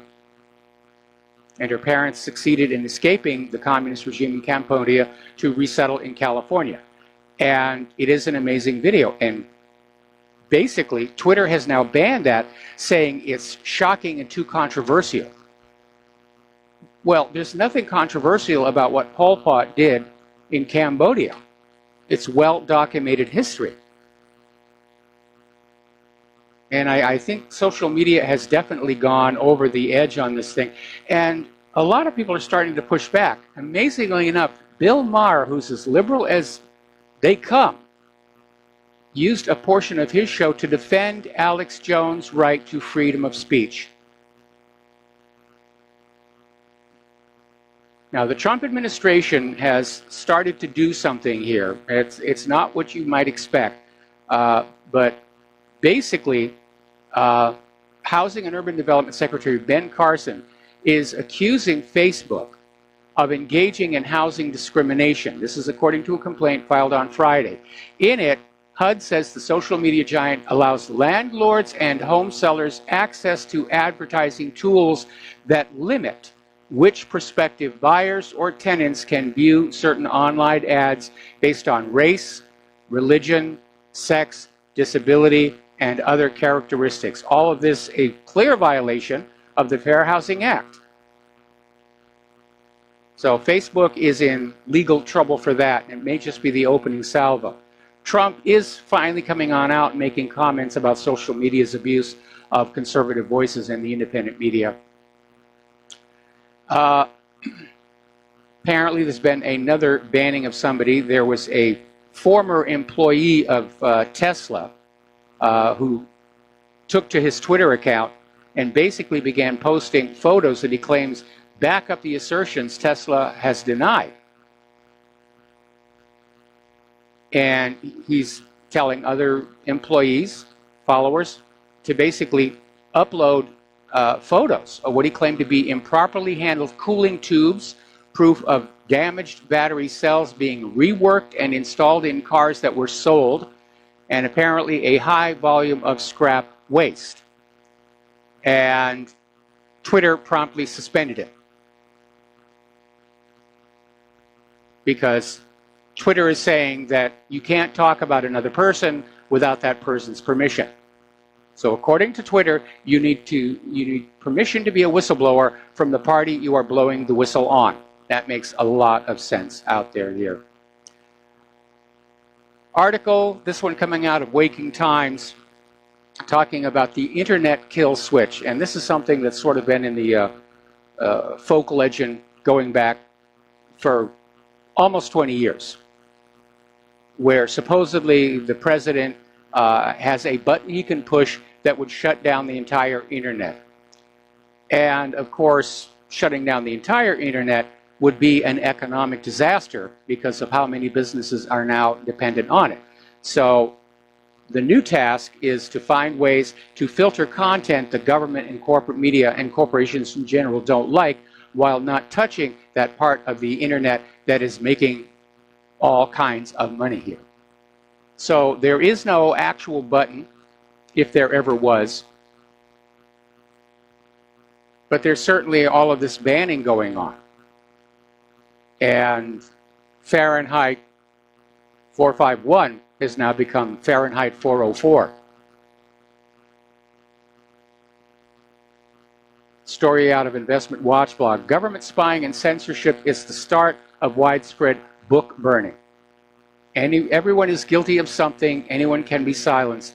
And this article is very much right. What we're seeing going on Facebook and Twitter and YouTube is the modern equivalent of book burning that which we were told was bad when the Nazis were doing it. How dare the Nazis silence dissent? And today, liberals are cheering it. Oh yes, we've just got to shut everything down here. We've got to ban those conservatives here. If we actually have a fair and open debate on the issues, we're going to lose those midterms. So silence those conservative platforms and conservative voices and start rounding up all those illegal immigrants to get them to vote. Another story here from the Daily Mail, and it's reporting that Twitter has started banning a huge number of accounts, and a lot of people are taking to the site to bemoan the loss of hundreds of followers in a single day. So now there's a new hashtag out there in the Twitterverse, hashtag Twitter Purge. And again, that's exactly what it is. It's a purge. It's the hand of tyranny just emerging from the darkness. And that's why I keep saying Republic Broadcasting does need your help. What really happened needs your help. We're going to fight this one out all the way. We may see lawsuits on this go all the way to the United States Supreme Court on this one. And I want to know, where is Donald Trump on all of this? All right, we're going to take a break for commercials, and we'll be right back. Aloha, America. Welcome back to our show here. And one of the areas people need to be aware of is how words are used to try and control us. And right now, there are 3 trigger terms that are designed to stop critical thinking. Now, the first one is an oldie but a goodie. The CIA came up with it all the way back after John F. Kennedy was assassinated. Conspiracy theorists. And it's rather overused. And if you really think about it, it's simply somebody who's trying to understand what's going on and is willing to look at uncomfortable facts. Now, conspiracy is a real thing. There's even a law against it. But conspiracy theorist has been seen as dismissive, a way of getting rid of people with embarrassing questions without having to actually answer them. Now, the second one is the label alt. And it's being used as an adjective for sentiments that supposedly do not fit with the accepted status quo, ideas outside of the box. It actually may go all the way back to the early days of the Unix operating system, in the days before web browsers and everything, to a system called Usenet, which was a community news posting site where you could put up articles and you could read other people's articles, and there were Usenet servers all over the place. And there was a separate section for content that parents might find objectionable for their children, and it was called the alt hierarchy. And you'd have these news groups like alt, duct tape, furry things, whatever. And that may be the origin of the use of alt, because it had a negative connotation. Oh, you're over in the alt hierarchy. What are you doing over there? So, and of course, this new one, which is hate speech. This has become a favorite of politicians and news commentators, because what could be more dangerous than hate? But there's a problem with that. Hate speech is not the same thing as a hate crime. Speech is just that, speech.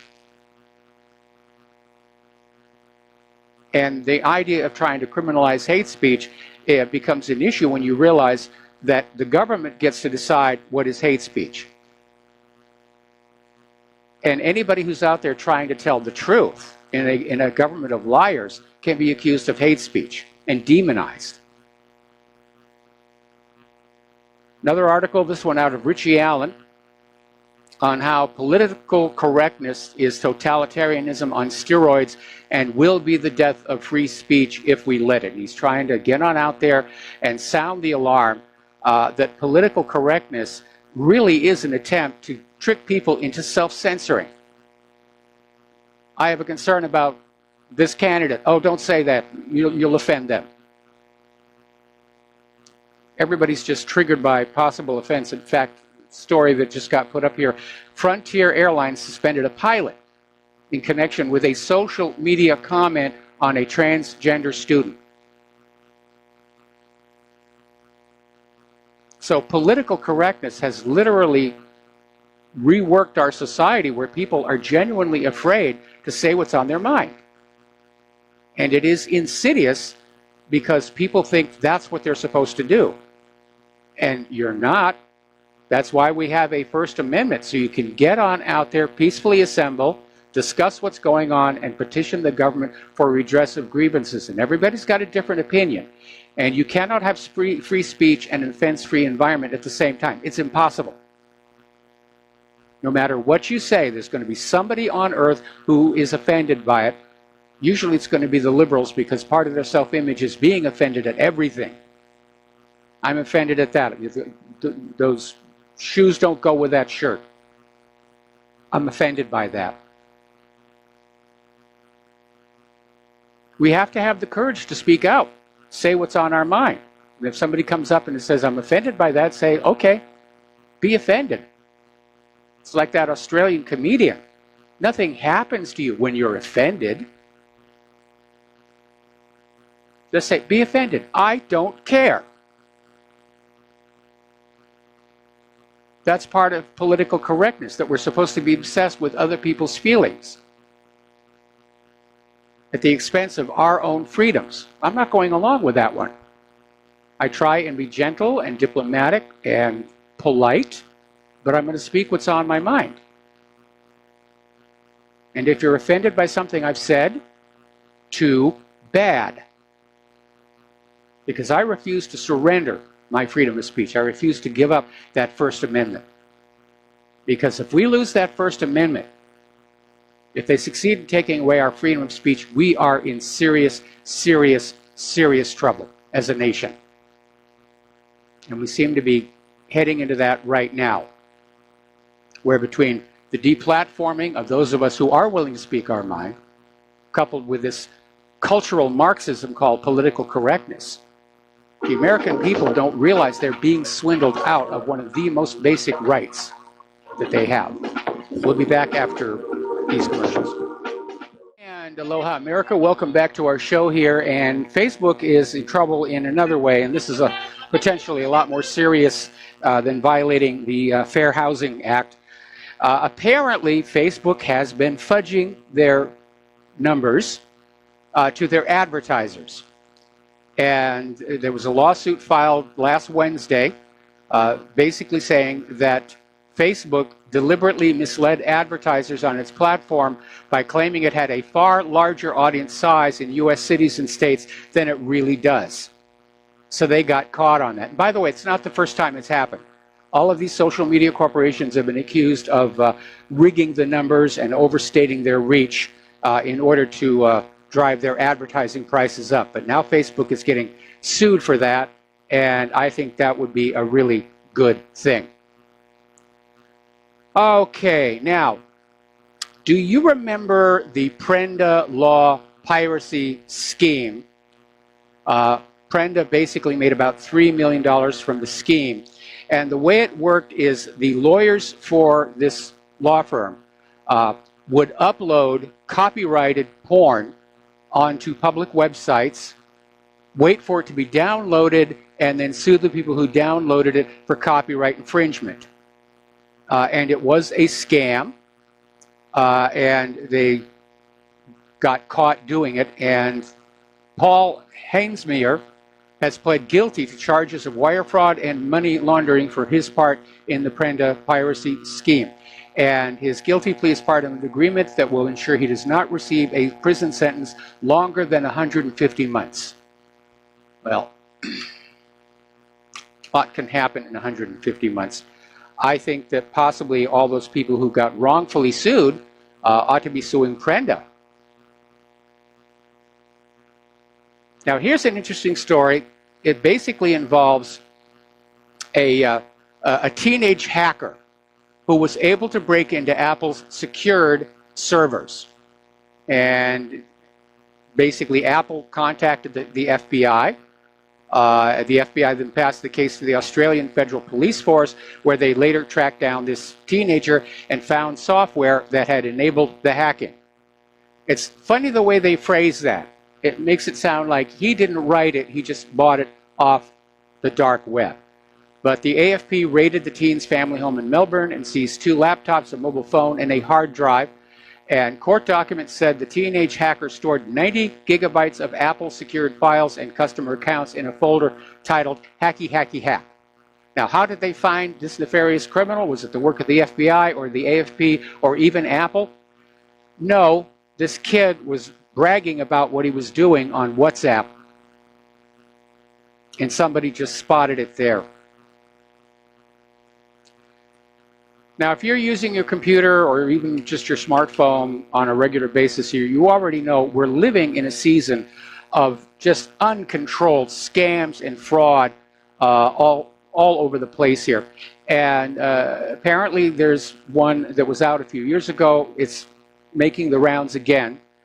And what it is you look at a website and all of a sudden there's this authoritative, insistent male voice saying, you know, you've got to log in immediately, your computer's compromised, we're going to fix it.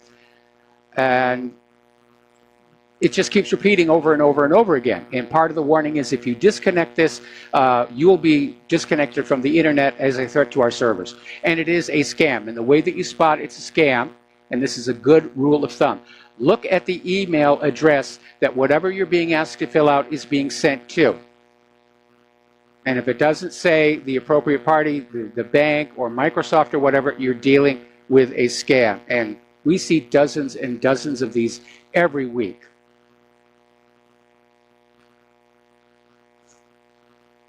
Now, last week, early in the week, the FBI warned of a possible worldwide mass hacking plot that could have millions drawn from bank accounts. Well, apparently the hack did happen.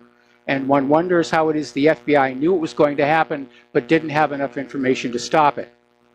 But apparently the hackers managed to steal $13 million from ATMs across 28 countries. The cyber criminals infected cash machines of India-based Cosmos Bank with malware, which allowed them to approve transactions and access client accounts. Fake credit cards were then used to drain the cash from the machines. So this is a highly choreographed fraud scheme known as ATM jackpotting. And again, how is it the FBI knew this was going to happen, but not enough information to stop it here? Over at Apple, they have removed thousands of apps in compliance with the Chinese government. And apparently most of these apps involve online gambling, which is something that China does not wish to see become a problem in their country. And a lot of people are starting to say that there is an issue here where governments in one country are issuing directives to these large multinational corporations that are effectively changing the behavior of computers in other parts of the world. They're affecting all of us. Now, I'm not a big fan of online gambling. I don't allow that on my website. But it is an issue. And how do you enforce the gambling laws in some states? Here in the United States, gambling is illegal in pretty much every state except Nevada and New Jersey. I mean, California allows poker clubs, where you go and play poker against each other. You know, gambling addiction is a really nasty thing, and I got to see it up close and personal when I worked as an entertainer in Las Vegas. And that entire town is basically a giant Skinner box that uses what's called intermittent reinforcement, meaning a cash payout, to keep people coming back and just pumping that money into the machines. Okay. Now, here's a little bit of good news. Michigan has just passed a bill that bans the National Security Agency's intrusive data collection practices. It prohibits law enforcement and state agencies from turning over personal data to the federal government without due process. They're calling it the Fourth Amendment Rights Protection Act, and it's basically going to go into effect next month after it passed the Michigan State Legislature with overwhelming support and only one no vote. And the bill states its purpose is to prohibit this state and certain other governmental agents, employees, and entities in the state from assisting a federal agency in obtaining certain forms of data without a warrant, and to prohibit certain uses of certain data collected without a warrant. Now, enforcement's probably going to be a problem because the NSA is already tied into the phone and computer systems, but at least Michigan is trying to make a stand on principle in an age where the federal government has become openly disdainful of the Bill of Rights. Okay, apparently over in Italy, they're getting a little bit nervous. There have been a lot of quakes around the Mount Vesuvius area, including one that hit 5.2, which struck in the central region of Molise. And people are concerned that Vesuvius could erupt again. It's not extinct. It's dormant, but it's not extinct. Another little interesting story. This is about apparently there has been a series of thefts of invaluable Chinese art going all the way back to the Ming Dynasty is basically being looted from galleries all across Europe. And suspicions are beginning to arise that this is private Chinese billionaires are paying for this.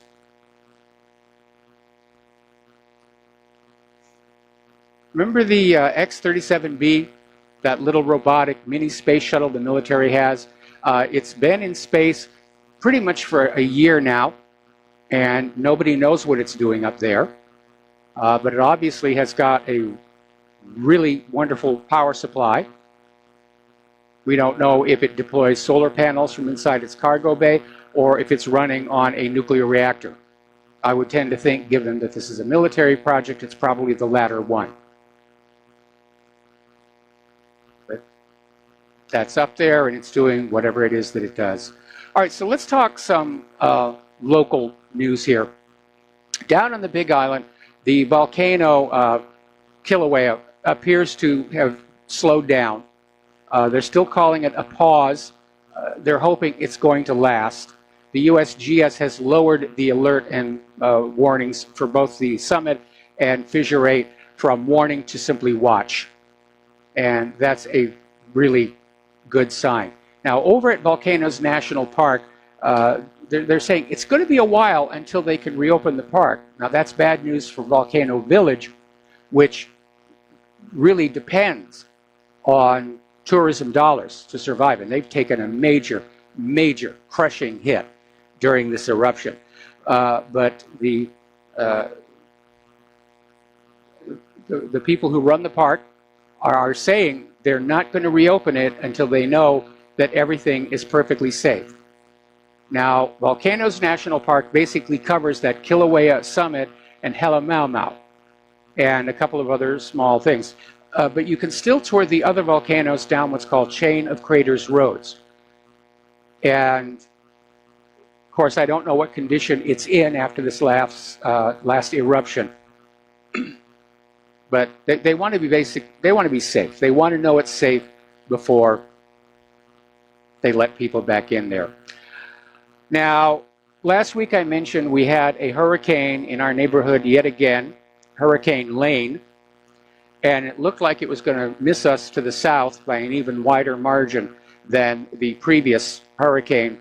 But now they're saying this storm is going to take a northwest turn.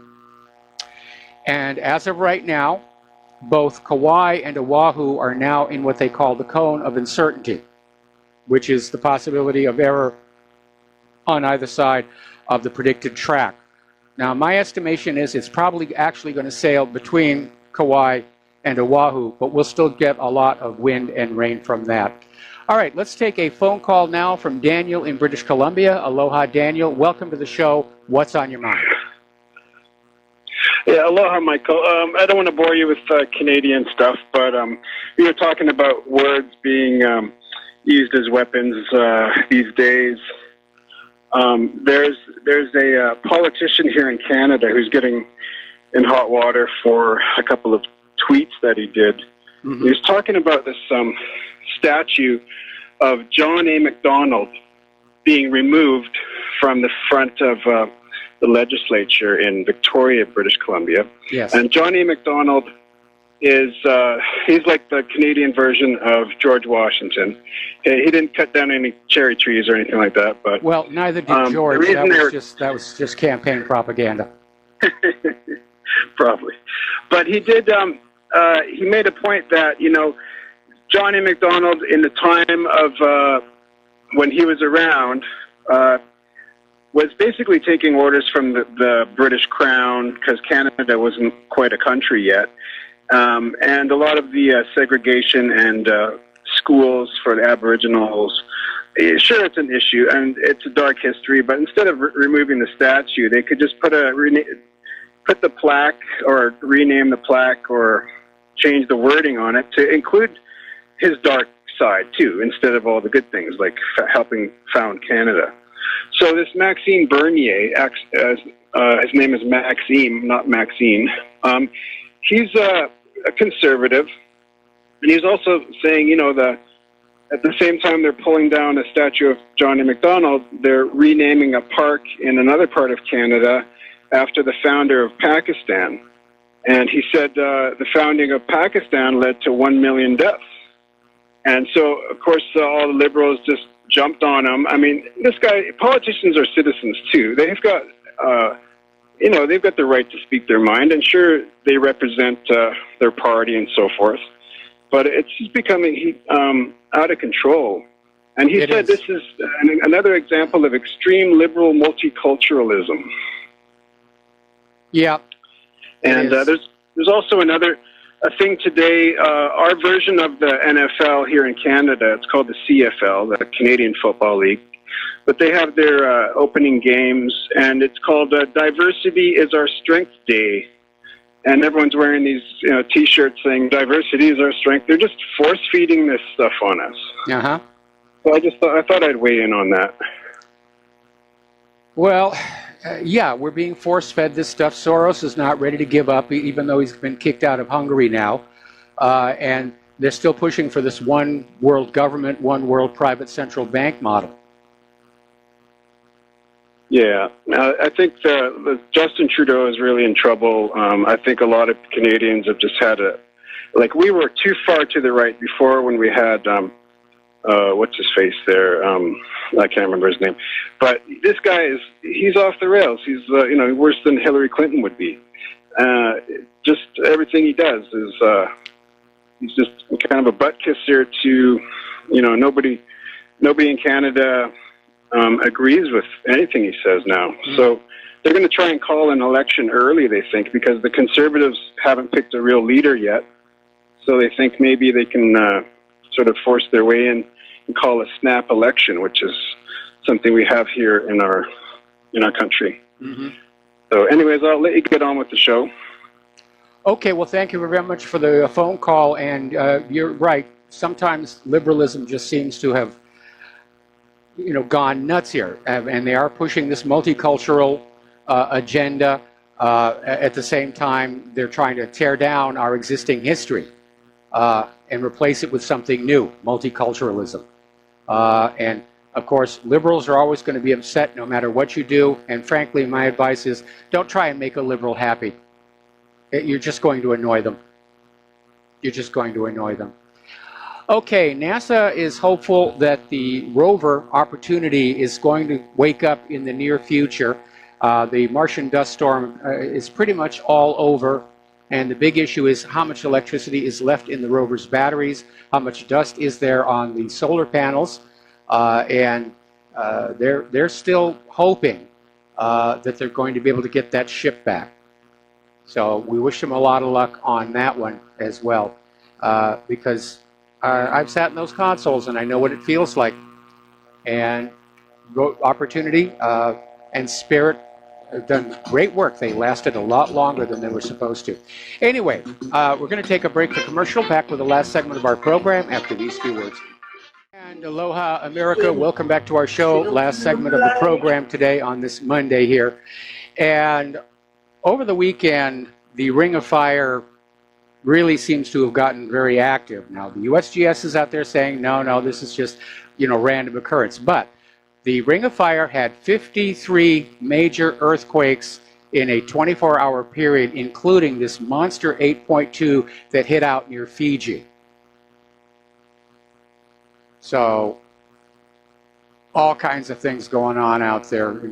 Nature's showing who is the boss here. Over in Genoa, they've finally completed searching for all the bodies in the wreckage of that collapsed bridge, and the death count stands at 43. And now they have to basically clean it up. And meanwhile, of course, there are repercussions going back and forth about how the bridge was not being maintained, how even before it collapsed, it looked like it was dilapidated and in bad condition. Some are saying it should have been renovated years ago. Others are saying the renovation was too much. It should have been condemned and taken down. But nothing was done while the politicians argued back and forth. And now there has been this catastrophe. It's going to cost them a lot more money to clean up that mess, all that damage down in the rail yard, than it would have been to, bolster the bridge. Now, bridges do have finite lifespans. They're designed to last a certain number of years, and they can be designed to last a very, very long time, but they must have proper upkeep. And I'll give you a good example would be the Golden Gate Bridge in San Francisco. Most people don't know this, but there's a crew always working on that bridge that starts at one end of the bridge, and they knock out every single rivet and put a brand new one in. And they just keep doing that over and over and over until they get to the other end of the bridge. Then they come back and they start all over again.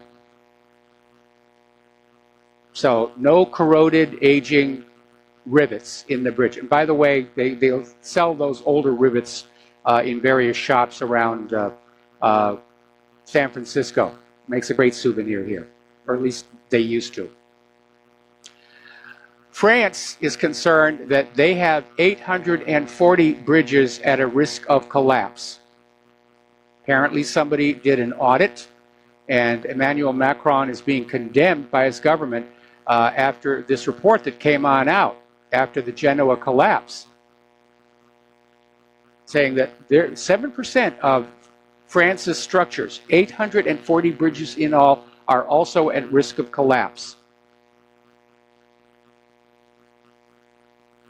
And there are some bridges here in the United States that people are expressing concern about. But nobody can come up with the money to fix them because governing is choosing, governing is prioritizing, and it's more important for us to buy bombs and bullets and destroy other people's countries so that we'll be great even with collapsed bridges. Kevin Spacey's Billionaires Boys Club opened. They took in a grand total of $126 at the box office opening night. That's $126, not thousands, not millions, $126. So apparently Kevin Spacey's naughty past has caught up with him. There's the music. Time for me to get on out of here. I got to do the Jim Goddard show. Please stay tuned for John Stedmiller. I'm sure he's got lots of interesting things to share with you.